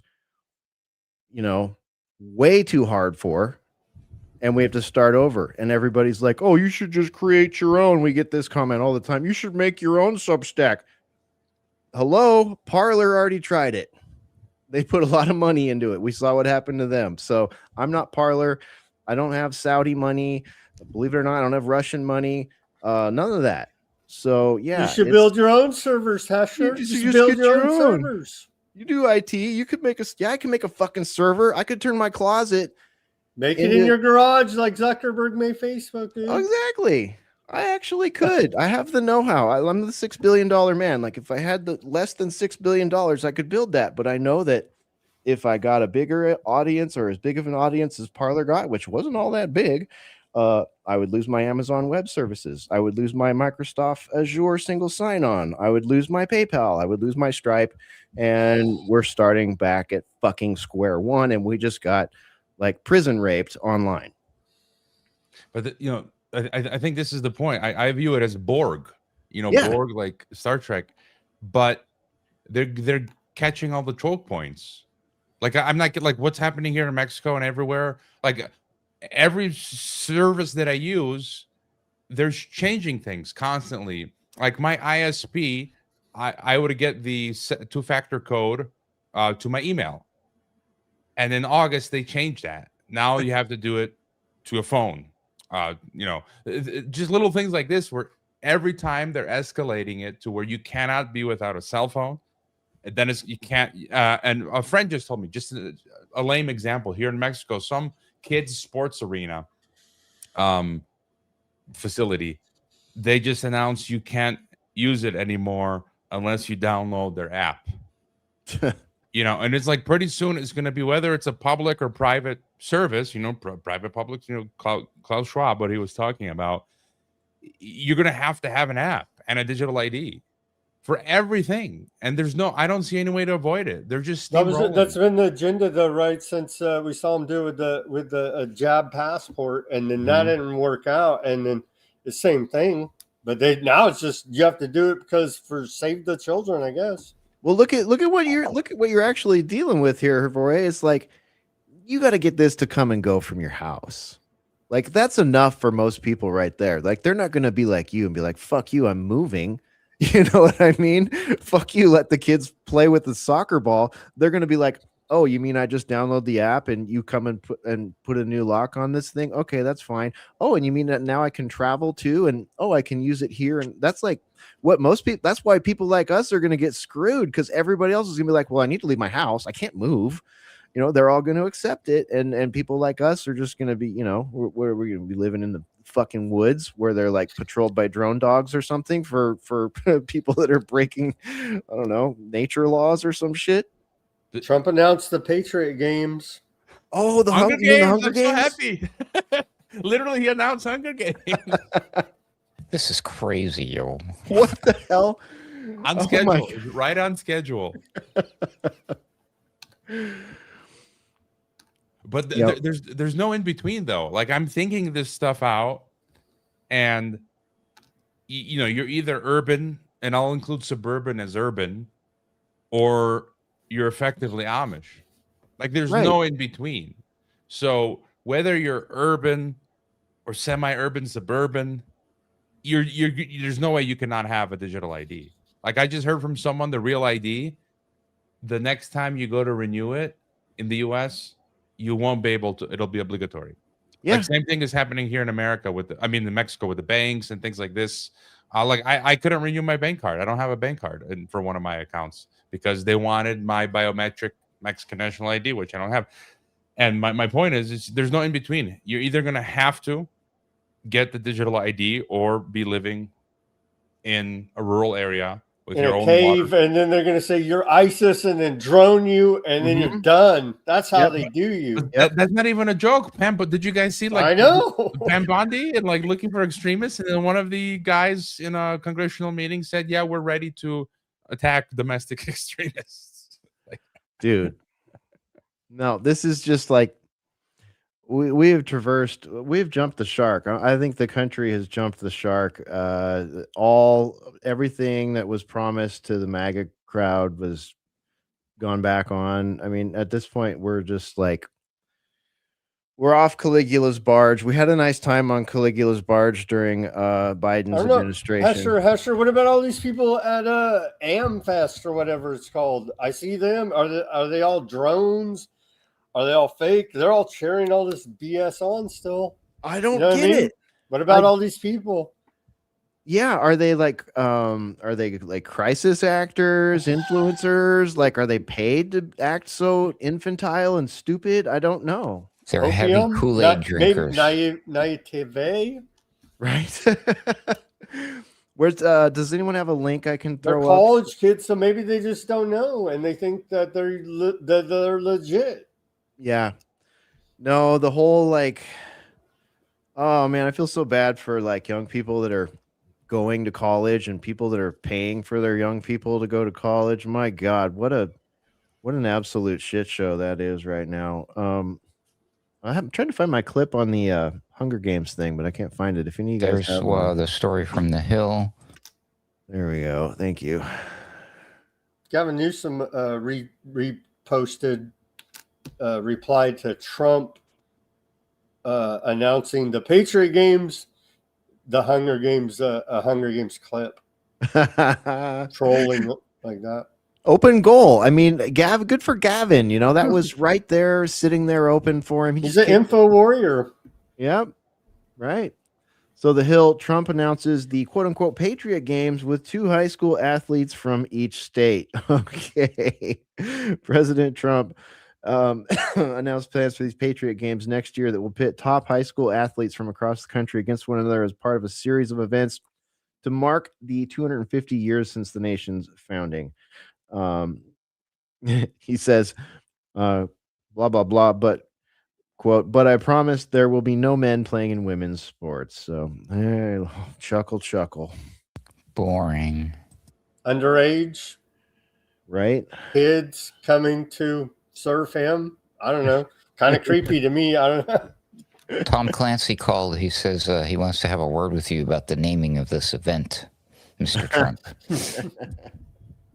Oh, wait, no, that's right. Tom Clancy passed away. I hope they do. You know, I prefer the Running Man to Hunger Games. Me but, too. And they're doing UFC on the White House lawn as well. Oh, yeah. Check this out. Other events planned for 2026 include a Great American State Fair that will feature exhibits from all 50 states on the National Mall from June 25 to July 10, an Independence Day celebration that will include fireworks and a military flyover, and a UFC event that will take place at the White House. And does it mention the alien landing? Well, they do mention J.D. Pritzker, so that's sort of an alien landing, but no. Not exactly. What are the odds? We got to check Polymarket on that one. How are we doing on the alien invasion for 2026? Can we get some betting on that? Maybe we could make some money. I bet you can. The Spielberg movie, right? Did you see the trailer? Dude. Coming out? Yep. Sell. So Disclosure Day. Programming for the externalization of the hierarchy, the ascended masters, the, Yeah. The trailer for that Disclosure Day creeps me out. The noises that Emily Blunt's character makes in that trailer. Yeah, those are pretty creepy, dude. Apparently I made it sound like Long Island is a state. I realize it's not a state. I'm sorry, but thank you for the correction there. It's a part of New York City. Long Islanders probably think they're a state. Yeah, they would like to be their own state. That is true. I don't think that would be argued. You know, it's funny. You guys remember the movie Gladiator, right? Oh yeah. One of Are the you not quotes, entertained? One of the quotes from that senator that looks like Rand Paul. Basically, he say, "I think he knows what Rome is. Rome is the mob. Conjure magic for them, and they will be distracted. Take away their freedom, and still they will roar. The beating heart of Rome is not the marble of the Senate. It's the sand of the Colosseum. He will bring them death, and they will love him for it." It's almost like he's watching, right? Like, how can I distract Americans? Let's just, I'm going to steal their freedoms. I'm going to usher the technocracy, right? I'm going to like weaponize the DOJ. I'm going to do all this. I'm going to like F up the economy, and let's just give them games. Going to hand the country over to technocrats and give everybody games. Them games. All right, let's hear from. No, but you know what? It's for to celebrate America's 250th anniversary. Right? Yeah, right. Mm-hmm. Yeah, some Hunger Games for that. Mm-hmm. Let's see what he had to say here. In the fall, we will host the first ever Patriot Games an unprecedented 4-day athletic event featuring the greatest high school athletes, one young man and one young woman from each state and territory. But I promise there will. In the fall, we will host the first ever Patriot Games. Okay, that's a short one. How are they going to pick these two people from each state? That's the part that makes everybody think about the movie series in the book, right? Is it a lottery? Is it going to be a lottery, Donald? Trump's going to sell special chocolate bars, and hidden inside Yeah, random the wraps golden, is the gonna be a golden golden ticket. the golden ticket, the golden Trump ticket. I got a golden ticket. I Oh, just I bet he I just does. watched the Maze Runner trilogy. Like I'd seen the first one, and I went back and rewatched the first, and then the second and the third. And then you just, I mean, think about the Spielberg thing. It's all like, yeah, I can't come to any other conclusion that it was predictive programming. And you know, this is COVID era stuff, but then you realize, like in the movie Maze Runner, I don't know if you guys read the book was created in 2009, the movie 2014, and then the second 2015, and then 2018, and it was about climate change. You know, the sun scorches the earth, and then that creates a virus, the brain virus, the flare virus, and then they have to do lockdowns into 15-minute cities. And then you've got, you know, the Contagion movie that talks about social distancing and coronavirus in 2011. Yeah. The Utopia TV show 2013. Utopia. There's And they also the Korean film called The Flu. Did you see that? No, I mean Dude. there's so many, and then the John Cusack one they filmed in 2018, 19, Yep. and they streamed in 2020. Like it's you can't deny it. It's so the purpose for these books and movies is expressly for globalist propaganda. Like I'm wondering if they approached the Maze Runner author and said, "Hey, we're gonna make you big. Write this, you know, or you're gonna get a pile of money." Look at 3-Eye Atlas, man. The vignette they're giving us for 3-Eye Atlas is basically the same plot as that Bruce Willis movie, right? Armageddon. Is it Armageddon? Armageddon, yeah, that's the one. And they even talked about like sending a mission up to like blow it up into multiple pieces. And it's just like, what are you guys doing? We saw this movie already. We've already seen this fucking movie. It's old. Better psyops. I demand better psyops. Yeah, we deserve better. We were talking about that on Sunday Wire, actually. Just how, like, at least when, you know, they wanted to invade Iraq, it was like we had mobile labs of like death powders and like Viagra gangs and incubator babies and all these fake stories to, like, you know, gravitate towards and let the outrages, right? Yeah, exactly. But now where do we see all the outrage pointed? Only at Jewish people, apparently. Or just the shameless rehashing. It's like, you know, Venezuela, something, fentanyl, WMDs, narco-terrorism, it's like Global War on Terror 2.0 Latin America edition. Like, yeah, we had that. It's funny, like narco-terrorism has become the new like WMD. At the same time, they're taking marijuana and moving it to Schedule 3. Like we're moving from Schedule 1 to Schedule 3 on the marijuana, so that we can, you know, really drive home the narco-terrorists. I can't help but wonder, like, I'm sure someone's saying I'm reaching right now, and maybe I am, but I can't help but wonder if that's not an optics thing, sort of associated with making the narco-terrorist label like a little gnarlier, and the, you know, bots, because they were trying to say, without doing this, they're basically trying to America say, first, because you don't import your drugs. We're starting out here. You guys do your weed, whatever, dude. We're doing it here, right? And so think about that. But think about that. It's now TrumpRx.gov. Trump's saying at these press conferences, I watch them every day. He's saying buy drugs from me at TrumpRx.gov. Yep. Trump is killing drug dealers allegedly, and now he's taking over the market and selling drugs on TrumpRx.gov. Great point. Problem, reaction, solution. Yeah. Because when all these addicts and now their supply's been cut off, what are they going to do? And I also noticed, I couldn't help but notice, I had to read all these articles today about this announcement. The only thing that is being talked about is the potential research aspects that are like, that's been on the top of the list for people, for marijuana advocates for like 40 years. You know, like they've been screaming from the rooftops this whole time, and it's like all these. This is how late and boomery and stupid this government and Trump himself is. They wait until 2025, almost 2020. They wait till 2026 effectively to reschedule marijuana, and the only thing they can say about it when 26 states have already legalized it recreationally is that, well, we're going to get to do a lot of research. Research has been being blocked. Are you fucking kidding me, dude? Like, we already know people with glaucoma and cancer and anxiety and depression and benefit from it. We don't need research to show us that at this point. It's been done underground. What we want is people to be, we want it fucking decriminalized, and we want people to not go to jail for it and people to be let out of jail for it if that's all they're in fucking jail for. It's pretty simple. And I think I'll build on what Sam said there. I think that his ultimate plan is Chinese pot farms. That's right. Chinese pot farms. Donald Trump is going to sell you weed from a fucking Chinese pot farm that probably injected mRNA juice into your buds. Okay. Like, that's probably where this is headed. Or synthetic weed. How about I that? don't want any of that. That doesn't sound very healthy. No. We're going to 3D print weed in Israel. I don't want to smoke that, man. Oh my gosh. Yeah. All right. What else has been redacted this week, my friends?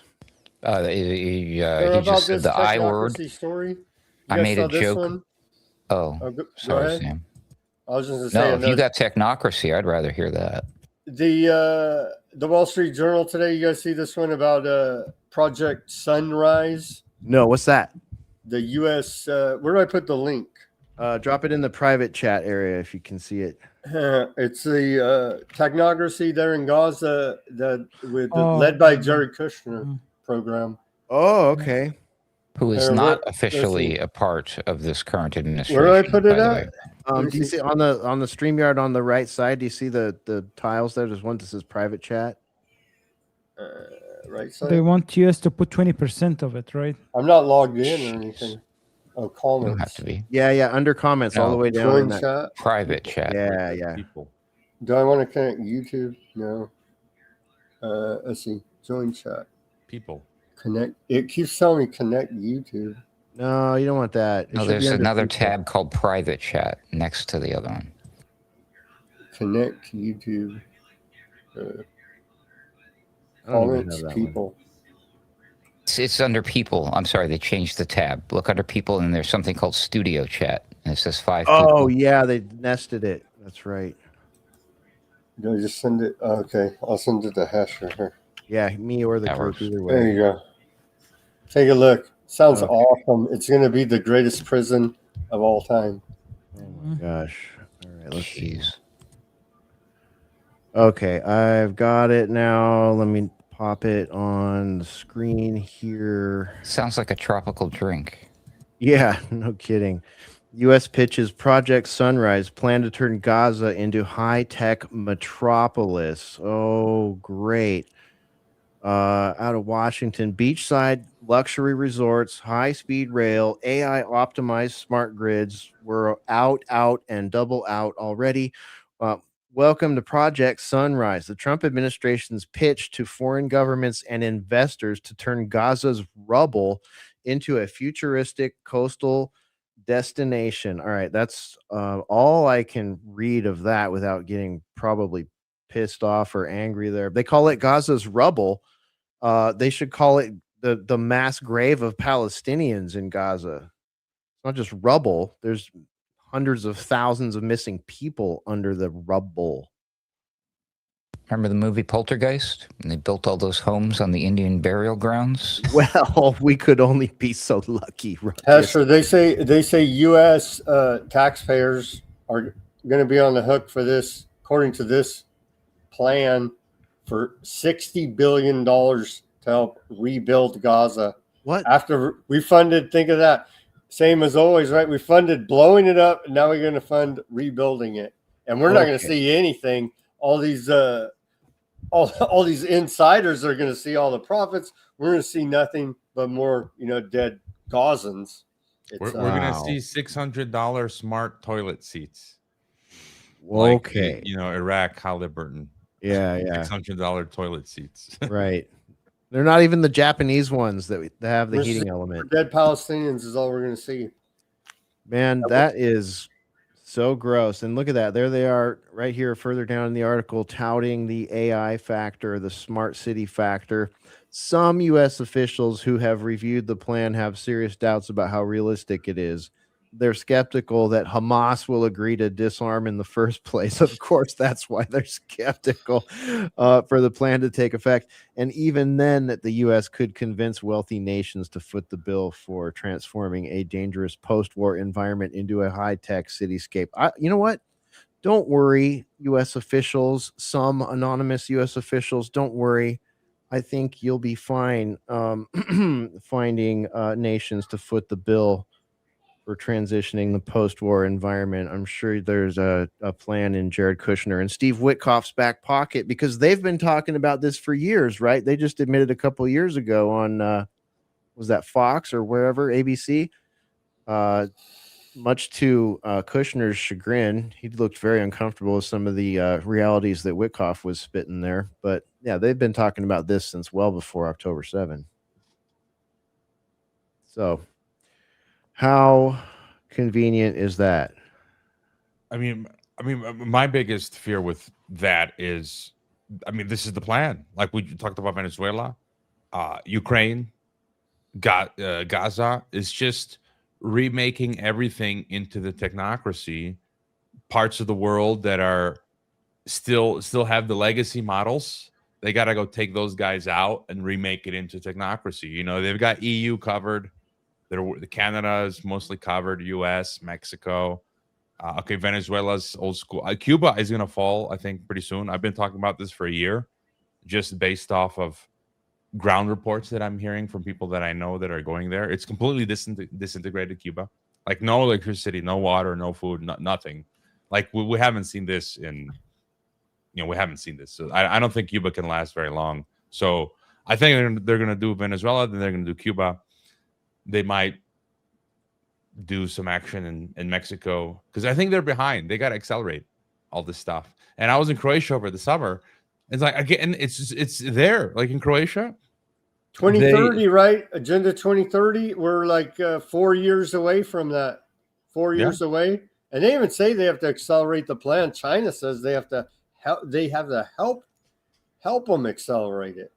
Like they say it a bunch.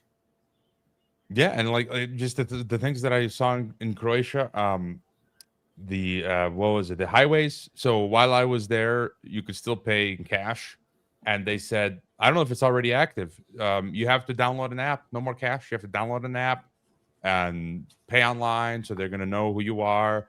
In Mexico, that's coming next year. Then I read India is doing it. Like it's all across the board. And I was making this argument with Mexicans the other day. So this liar Scheinbaum comes out and says the Mexican digital ID won't be mandatory. It's not going to be mandatory. You just can't do anything. I mean, like water, drinking water is not going to be mandatory. I mean, you're going to die, but it's not mandatory. You don't have to if you don't mind just shriveling up. But they say it's because of scam calls and extortion. That's why we're doing it. Like, wait, and to Sam's point of COVID earlier, like they rolled it out in 2020 globally. And it's like, this is the second part of COVID. I said in 2020, COVID was about bringing in global algocracy. Here we are. And it's like, they're doing digital ID now simultaneously. And I'm like, wait a minute. The Mexican government says it's for scam calls and extortion and for, the kidnapping stuff in Mexico. Yeah. Wait a minute. Right. Like, there's no kidnapping in Croatia or in these African countries or Asia. They're also running it out at the same time. Like that just proves you're lying. It's not about. And the craziest thing, this Monday, they announced over the weekend that we're going to have until June to register an identity with our mobile SIM card. And if you don't do it by June, they're going to suspend your mobile phone. And this Monday, I haven't had spam calls in a long time, But this Monday, I got 16 spam calls. And it's like, well, what a coincidence. You guys just announced hey, go register your identity with your mobile card to solve spam calls and extortion. And the next day I get 16 spam calls.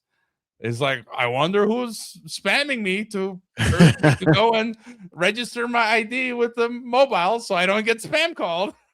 It's just sounds pretty circular, man. That's Hrvoje, real quick, did you share something from somebody that you interviewed recently, or I could be way off base here, where the guy was saying that his theory about what went down with COVID was simply nothing more than an obedience test? Yeah, Matthew Mavick. I pride myself on often getting people to give me their first podcast. I think CJ Hopkins told me I was his first video podcast like in 2020. But yeah, the guy's in Malaysia. He's got a fascinating, I'd recommend his novel, Electric Reckoning. It's really good.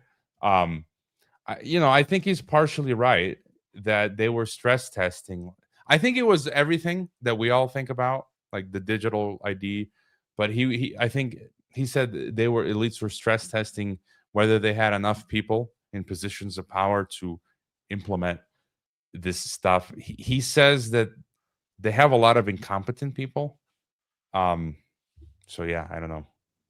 What if those incompetent people for round 2 could be replaced with a more efficient system like AI run kind of thing? Yeah. I'm scared for round 2. That's all I'm saying. Me too. Yeah, and again, you can see it right here on the document in this or the screenshot in this article here. They did say the federal government, they fired like 270,000 some odd federal employees. Yep.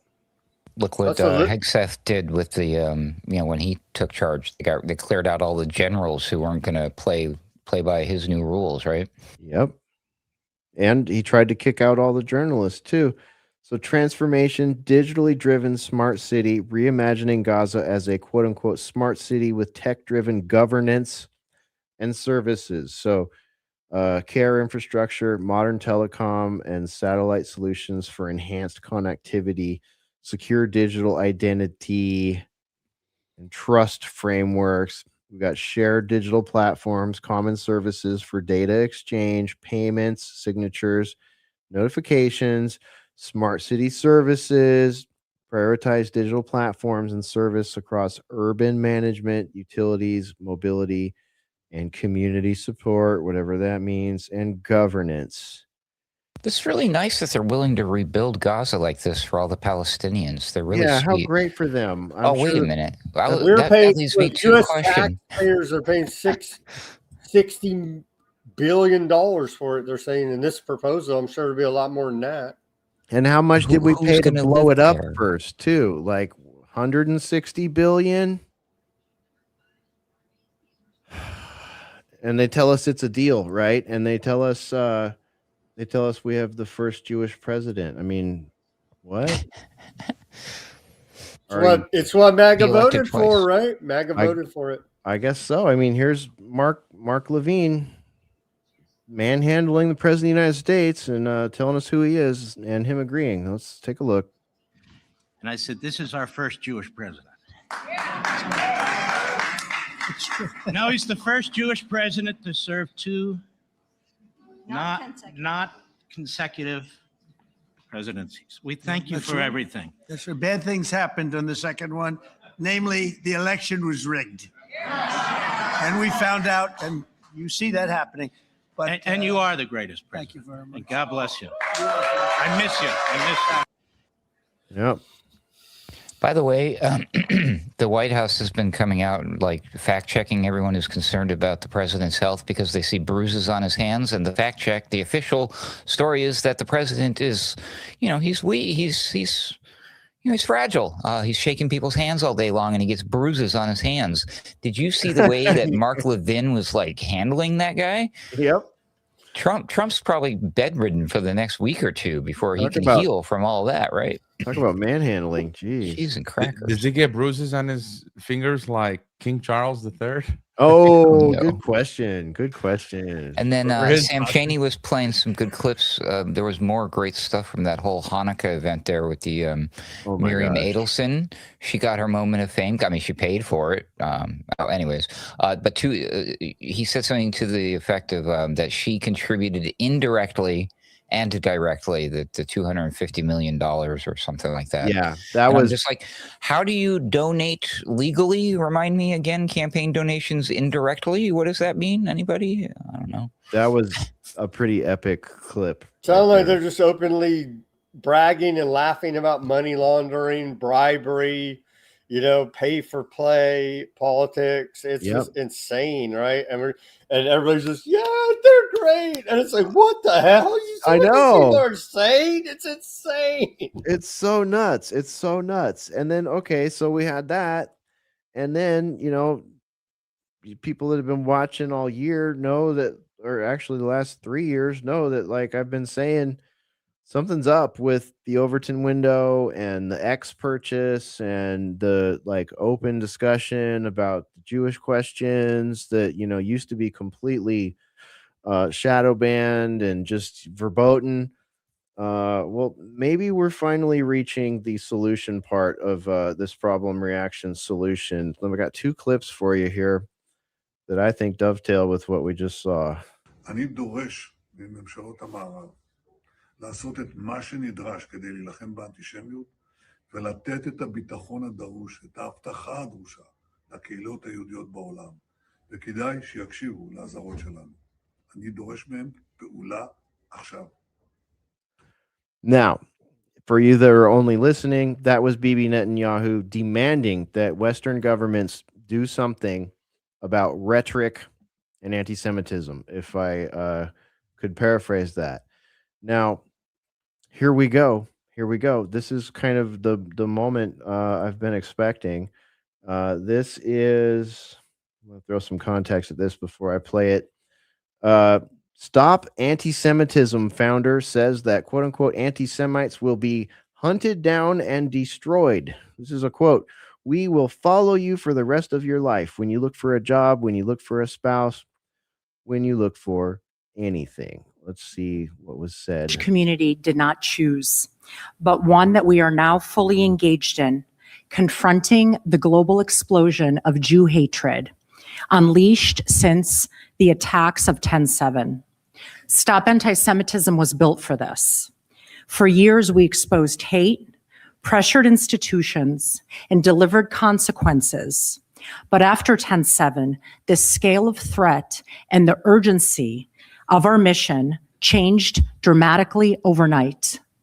Since that day, we have featured more than 1,000 anti-Semites on our platforms. 1,000.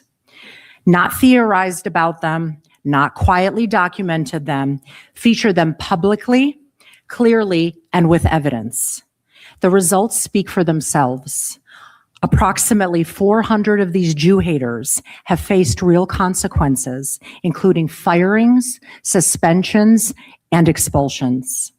More than 300 of them remain in an active investigatory state across universities, corporations, DEI departments, unions, hospitals, nonprofits, and yes, unfortunately, federal government agencies.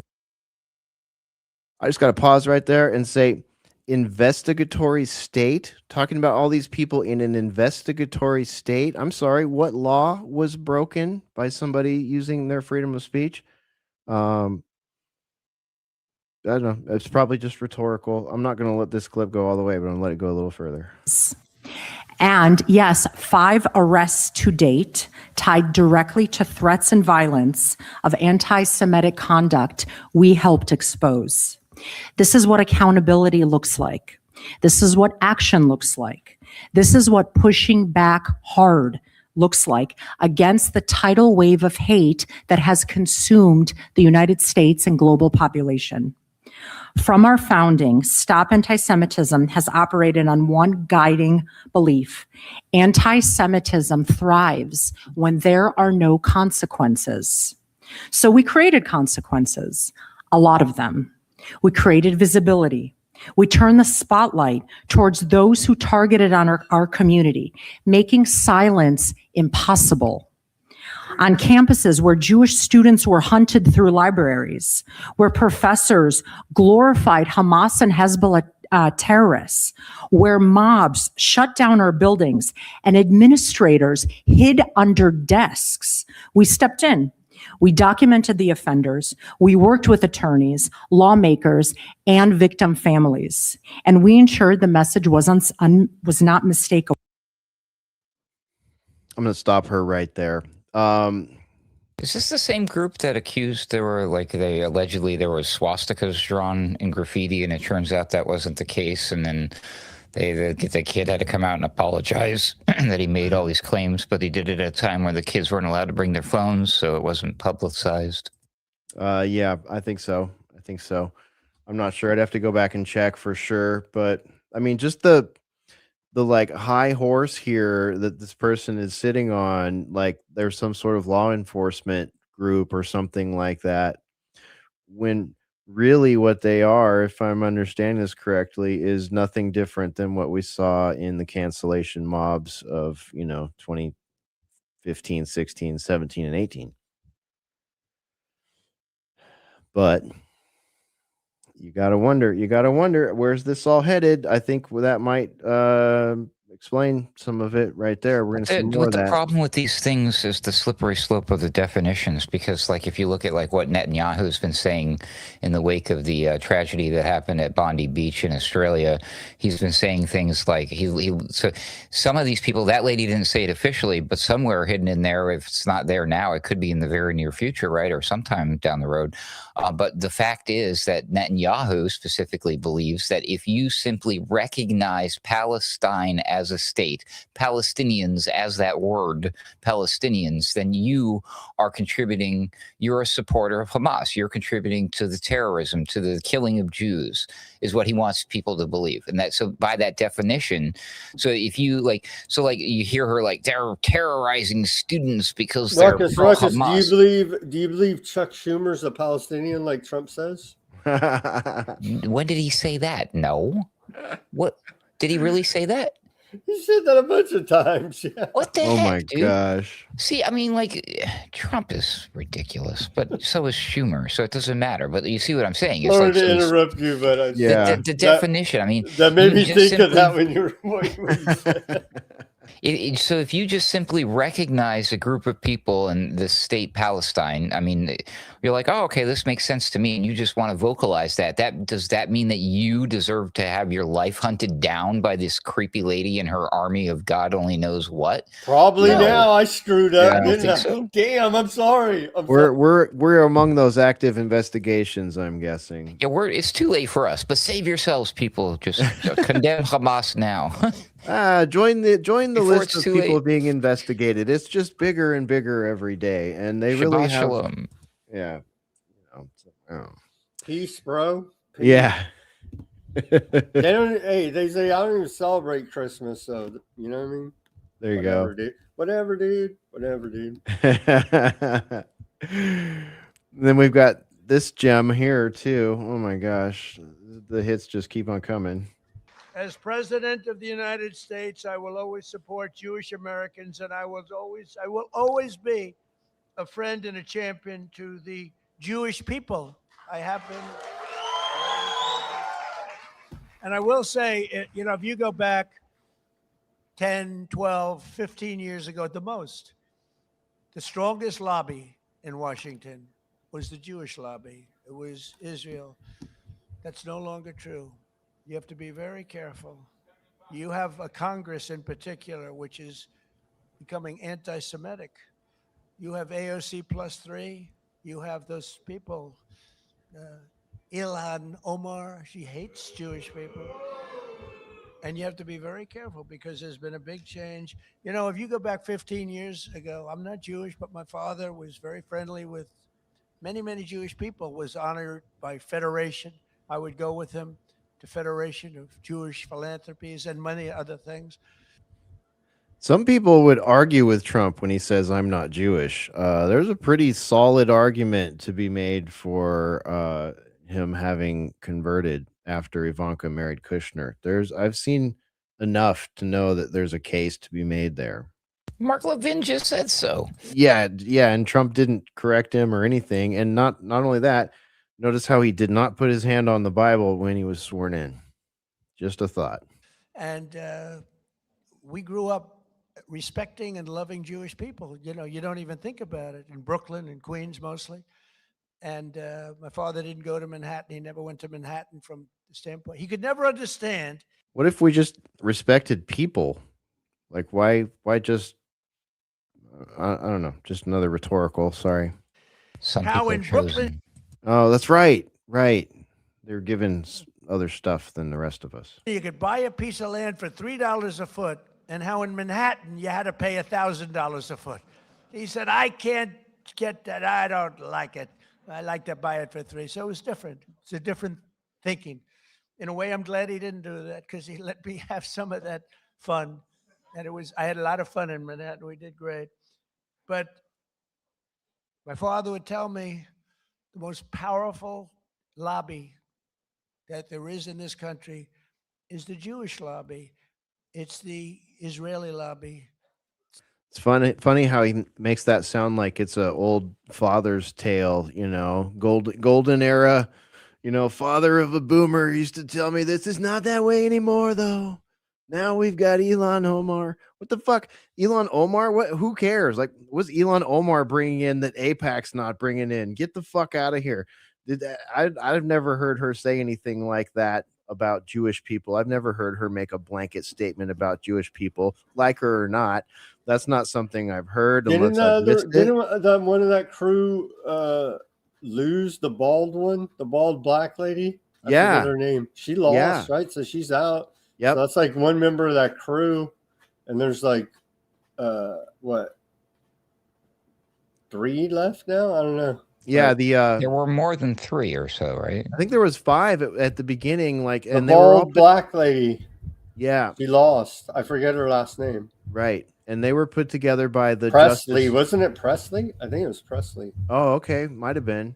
They were put together by the Justice Democrats, a political action committee. That whole thing was like set up with, and it's basically, it shouldn't even be called a PAC. It's more like a PR agency. That's how they, you know, they basically find flash. Wasn't AOC an actor? She was or an actress, right? They did bartender. She was a bartender. They did a screening.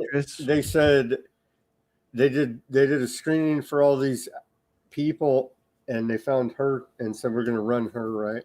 Yep. Well, they run grassroots for the people, baby. Yeah, man. What the Justice Democrats are known for is picking like 100 people like that and nominating as many as they can. Like they try to just throw everyone at the wall, you know, like who's going to be a good influencer, who's going to dance to our tune and, you know, dance to our handlers' tunes and whatnot. And that's sort of what they're famous for. And they came up with that whole squad with those tactics. And, you know, the GOP is using those same tactics too nowadays, by the way. It's kind of like. So the next up and coming political players for the Democrats will probably be whoever's rocking it right now on Blue Sky. I was going to say OnlyFans, but yeah, maybe. Oh, actually, you might be onto something. Yeah. Yeah, so I don't know what to say as we approach the end of the year. This is our one last thing about the Trump thing there. He also, I don't know if you have the clip or not, but it doesn't matter, but because everyone's seen it by now. The notes, giant spit in the face to all Americans, because for the first time ever, he has so much disrespect for everybody. He never brings notes. He's never prepared, but he brought notes for the first time ever because he doesn't want to get anything wrong for the Israeli thing. Yep. Yeah. Mr. doesn't want to mess it up tonight. Can't mess it up tonight. It's a tacit admission because people have been accusing him of not being a well-educated person. He doesn't read. I think our friend and colleague Patrick Henningsen has accused him of this.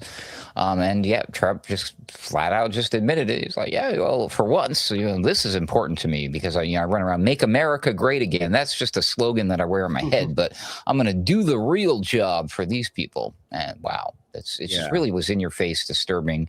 And I think it was I think it was probably the last straw to break a few Campbell back. I mean, if you haven't burned your MAGA hat yet, you're probably doing that this weekend, right? Am I right?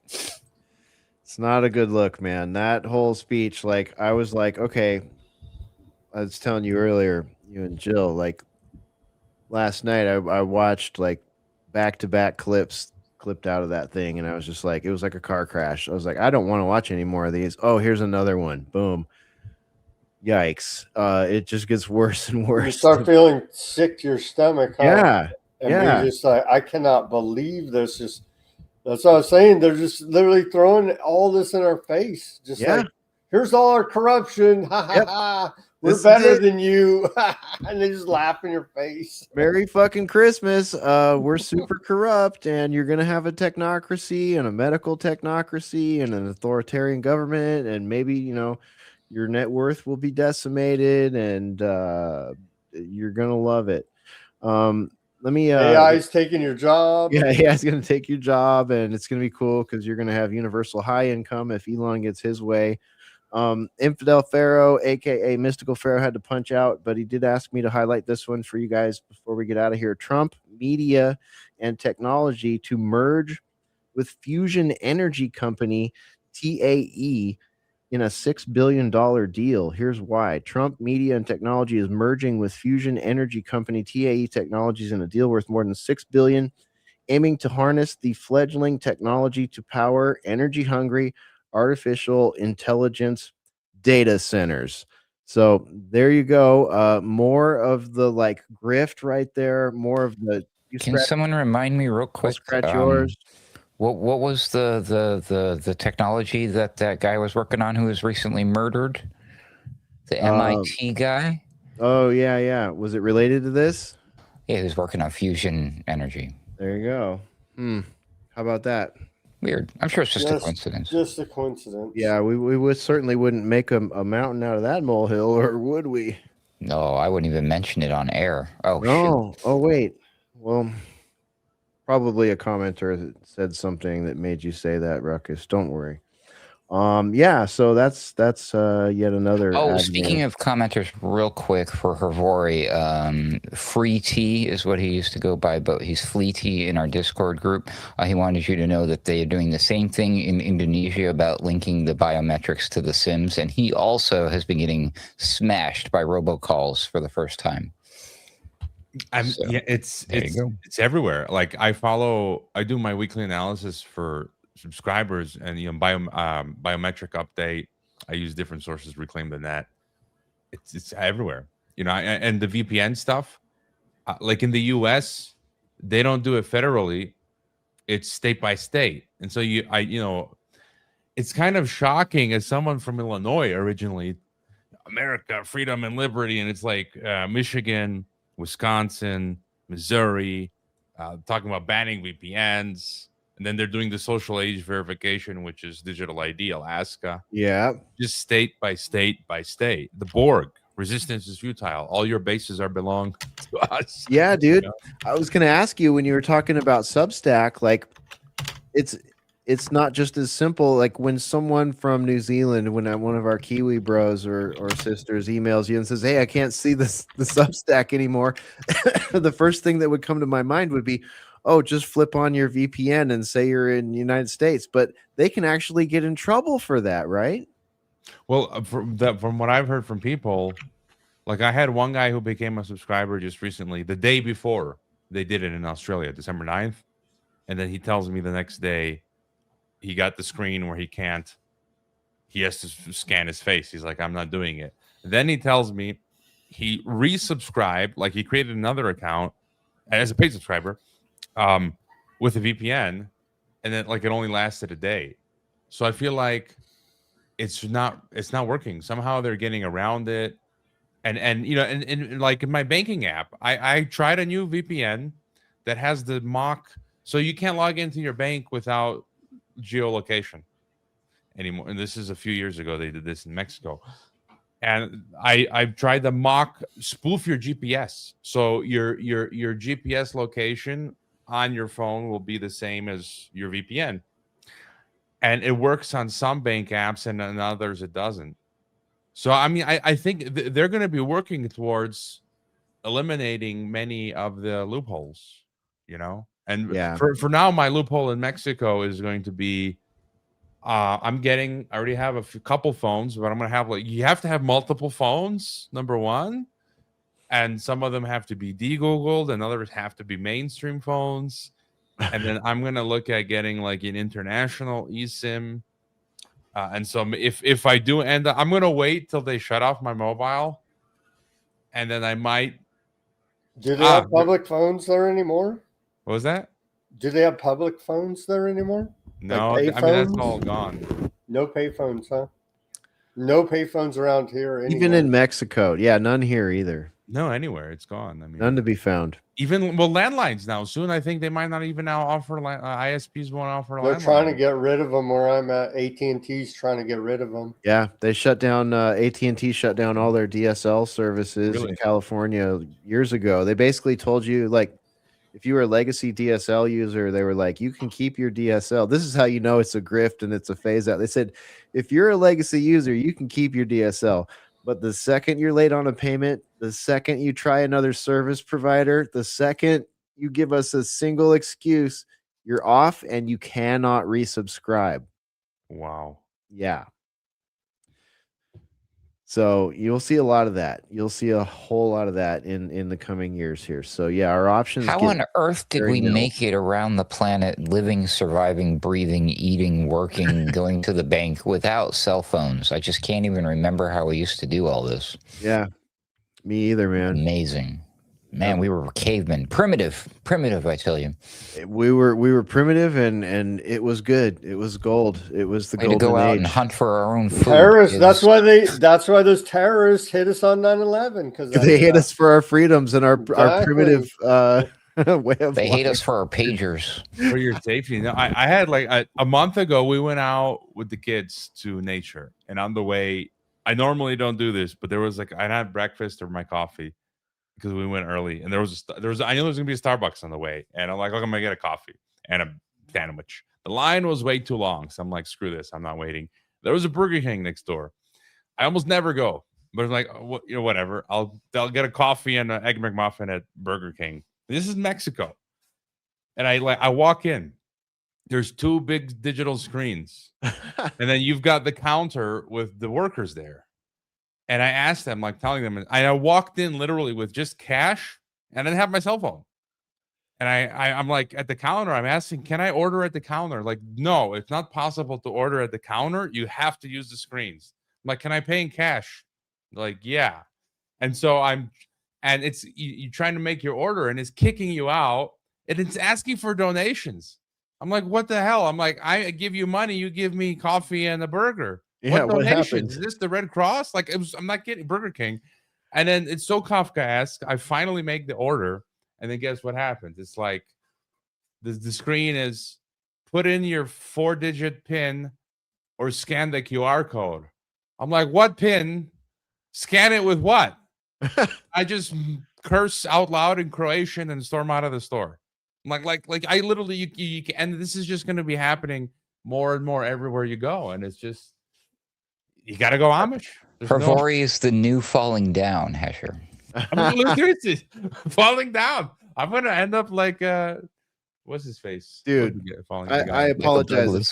I apologize if I've told you this already, but that's how we came up with Social Reject Club. We were in 10 years ago. We were sitting here with the crew and we were talking about, that movie Falling Down, and there's the scene with the guy in front of the bank, right? The black guy in front of the bank, and he's holding up a sign and it says, "I'm not financially viable." Like, they wouldn't give him a loan because they said he's not financially viable. And we said, what if you're not socially viable? Like, what if this was before we even heard about Chinese social credit? We're like, what happens if a world, a dystopian world is coming soon, all of a sudden you can't buy groceries if you got caught spitting on the pavement or saying something wrong or something like that. And it's like, that's the whole thing. That's why, like, and it stuck. For some reason it stuck. 10 years later, we're still using it. But hey, that's the nature of social credit. That's the nature of technology. Got it. Here it is. There you go. That's the one right there. Not economically viable. That's why they wouldn't give homie a loan there at Golden State Savings and Loan in the film. And you know, that rang true with the main character in the film, and it rings true. But I here. mean, here's just an example. Before I jumped on this call, I was in my banking app, and with that account, I don't have a credit card, and I'm thinking maybe I could use another credit card because there's no commission. I pay it off without interest right away. But it says they don't. You have to go down to the bank branch, and it's the same bank that refused to give me my new debit card. Before I would always use my passports, and then last year they said no, we need your Mexican voter ID card, because they were going to run with that as a digital ID, but then they switched to the CURP. And I'm thinking, well, wait a minute. If I order the credit card, they're going to say pick it up at the bank, and I'm going to go there, and they're going to say to pick it up, you have to give us the Mexican voter ID, which I don't have, and I don't want to take it out, so I can't get it. Yeah, you're just not there. You're like, no, sorry. You have to have all your papers, sir. You must have all your papers to not be like rejected How from does society. local politics work there, Hrvoje? Is there someone you can write to or call and say, hey, I have a signature? They just assassinated the mayor. And the president's like, all right. So what we need to do is we need to start a GoFundMe page for Hrvoje to raise enough money to bribe the local cartels so he can stop technocracy in his community. Hey, the price of silver, man, all-time high, $67.15. Oh shit! Crazy. Wow! All you preppers out there, cushions now, everybody. Hrvoje's got his right there. There you go. There you go. So see, that could be part of the opt-out plan right there. But that's a band-aid. I mean, for a little while. It's helpful, but you're gonna run out eventually. Yeah. And what happens if I only owe you a little fraction of my big coin there? Shit. And a lot of people are just not going to take it because they're part of it. They love the technocracy. So yeah. I mean, some of you guys are out there in Texas. I mean, like, what's your plan B once you get debanked? Brass and lead, man. Brass and lead. Eggs. I don't know. We're going to get Trump accounts, and we're all going to be cool. And Elon Musk says UBI. All the humanoid robots are going to create abundant wealth for everybody, and we can just, I'm gonna never work again. They tell us, what does it say? Universal basic high income. Yeah, so universal high income. Very, very UHI. high standard of living. Yeah, Yes. I'm gonna. I mean, we're gonna just have to embrace it, right? Like, I'm gonna have to be Dax Shepard in Idiocracy. Like, go away, Baton. I'm just sitting here in my chair, collecting my universal high income, and my robot is cleaning my drawers and making my bed, and I pay for my robot with my universal high income. Like, really, I mean, they're gonna force people like us back into the blue pill. They're gonna force us back into the matrix, or kill us in the woods, or let us wither away under shadow ban. I mean, it really seems like that's the plan here. Hey guys, I got to sign off. Let's do it. Sam, thanks for being here tonight. I will put this on screen. Everybody be sure and follow Sam Chaney on Rumble and X at Weaponized News. Thanks for everything you do. And we love watching the show 5 days a week, right? It's 5 days a week. And you can find Ruckus on that show at least one of those days. All right. Excellent. All right. Thanks, Sam. Merry Christmas, guys. Have a good one. Merry Christmas, buddy. There he goes. That's Sam Chaney. Let me go over to Hrvoje. We'll let you get out of here, get back to what you're doing around the house and all that good stuff. Man, I'm so glad you came tonight. I really am. I'm glad we chatted. And I'm glad we got to kind of have one of our last shows of the year here with you, because I really feel like the technocracy aspect this year is the biggest story of all. Never mind the salacious, never mind how terrible it is for me to say, never mind the salacious deaths of Charlie Kirk and all these other things. Like, the marching machine, the marching machinery of the technocracy has turned into tank treads in just 1 year of this administration. So, I'm really glad you're able to be here tonight, man. And I look forward to working with you more in 2026 than we did in 2025. 2025 has been sort of I don't know, man. It's been like just it's been whack-a-mole for me. It was popping my head up to do my scheduled media things, and that's pretty much it. Just trying to get by and, make our personal world here a little bit better before I jump up and start pushing for ACR. And I heard you ask Ruckus about that earlier when we were off air, and it's been a slow year for ACR as far as working on our membership area and all that stuff. But I am looking forward to pushing on that in 2026. And I'd love it if you're here with us in 2026. And I would love to be on Geopolitics and Empire. Yeah. Just send me invites more often. I'm happy to jump on when I can. Cool. And, I'm looking forward. I haven't had you guys on the podcast, so I do my stuff pre-recorded. I still I haven't figured out the live stuff, but yeah, rolling with the punches, cat and mouse with all that's going on, and let's connect more frequently in 2026. Are you planning on leaving the country? Are you going to come to the United States again, or is the travel just getting too weird? Our friend Johnny Vedmore had an interesting travel experience recently. I was in Croatia for 3 months this summer, but mostly offline. But I got offered jobs this year, teaching jobs, educating jobs. Okay, China, at like top international schools in China, Baku, Azerbaijan, and Dubai. I said no. And there was an interesting job opportunity that wasn't offered it, but in Alaska, like I wouldn't mind going to funky places like Alaska, but I don't know. I'm gonna wait. We've got it's Mexico, so holidays are like very social, endless family events, and so once I get that all out of the way, we're gonna do a sit down powwow and see what are our options. I don't think I'm going to stay in Mexico I'm just going to relocate from where I am, I think. Are you going to have to go more rural? Well, I mean, we have to sit down and evaluate what are options, but that's what I'm telling my wife is that, look, we cannot, we can have a place in the city, but you have to have a place outside because it's only a matter of time. It's only a matter of time. So I'd feel like the biggest idiot where I've been here for 10 years, literally predicting point by point to myself get caught in the trap. Dude, don't feel bad about it. Like I feel that way a lot of the time too. It's just like I see the things that I've been talking about with my colleagues just coming to full manifestation and before my eyes, and not just like full manifestation where I can be like, go away, like full manifestation where it's like I have to go, oh, okay, I feel the boot starting to, press a little harder here. And if I wiggle too much, it's going to press even harder. You know what I mean? There's a compression happening right now, and we're not alone. I think we're not alone. And I've talked to a lot of, people that have left the country or left their state or their situation to try to protect themselves and then been there for a long time and then said, man, it's even changing here. I don't know what to do next.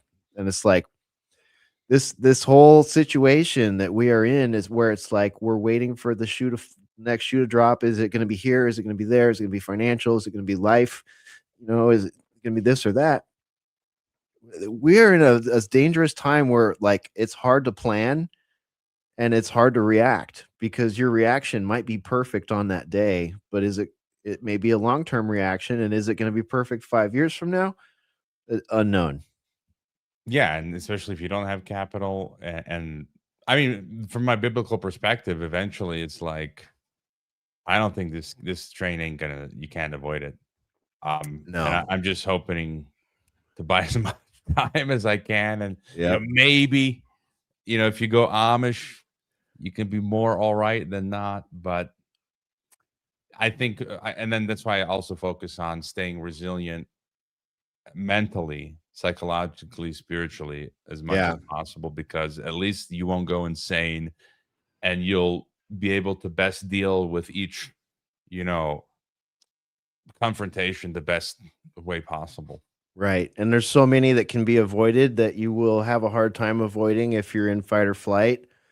So if you can stay out of fight or flight and really be cold and calculating about what's going on, I think that's what more can we do, man? I mean, We're not walking around with lawyers. We're not getting calls from Erica Kirk saying, hey, come meet with me and my lawyer, bring your lawyer, and then we'll make some podcasts about it after we sign all the NDAs. Must be nice. But even in the book of Revelation, it says the kings of the earth, the leaders, there's a big feast. I forget the quote. I posted it recently. Harari, there was a clip of Harari talking about how the elites are building their ark, thinking they're going to escape. But it's like in the Lord's day, Jesus comes on a white horse for blood, and the vultures, it's like the birds he calls, it's like the vultures. It's the day of the feast on the kings of the earth and the captains, right? You think of the captains, the big tech guys, the Altmans, they're going to be there. It's all going to be for naught. So yeah, what's the Hunger Games quote? May the odds ever be in your favor. Yeah. That's right. All right, Hrvoje. Let me put this on screen one more time and let me read it for the audio listeners here. Follow Hrvoje Morić on X at HRVOJEPM and subscribe to Geopolitics and Empire on your chosen podcasting thingamadoodle. Hrvoje, it's been fantastic having you here. We'll look forward to doing it again soon. See you guys in the new year. Feliz Navidad, mi amigo. That's right. Feliz Navidad. All right. There he goes. There he goes. All right. Ruckus, over to you, man. Saved rounds, final thoughts. Saved rounds. I hate to do this to everybody, but according to the BBC, Kamala Harris is not done, and she might run for president again. Oh, no!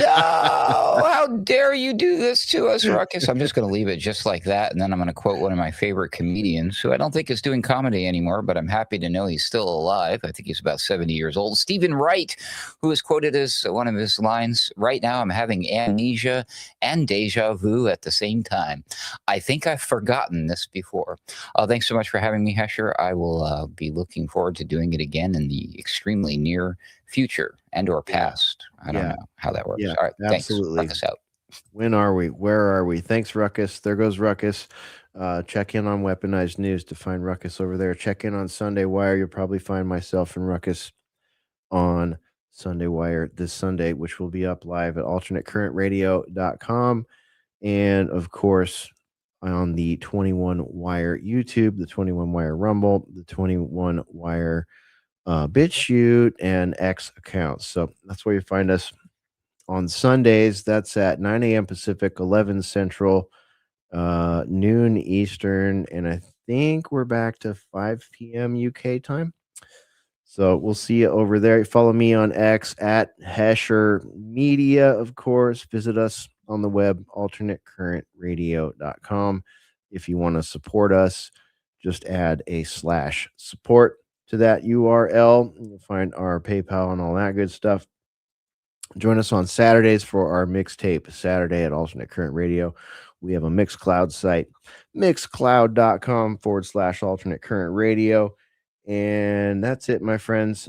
Be sure to like and subscribe and share and all of that good stuff. And of course, we'll see you next week for the final Boiler Room of 2025. We'll see what we can cook up for you. And that will conclude season 11, year 11 of the Boiler Room. And we've got some good things planned for 2026. So we'll see you there and have a great rest of the weekend. That's it. Go ahead and run. Run home and cry to mama.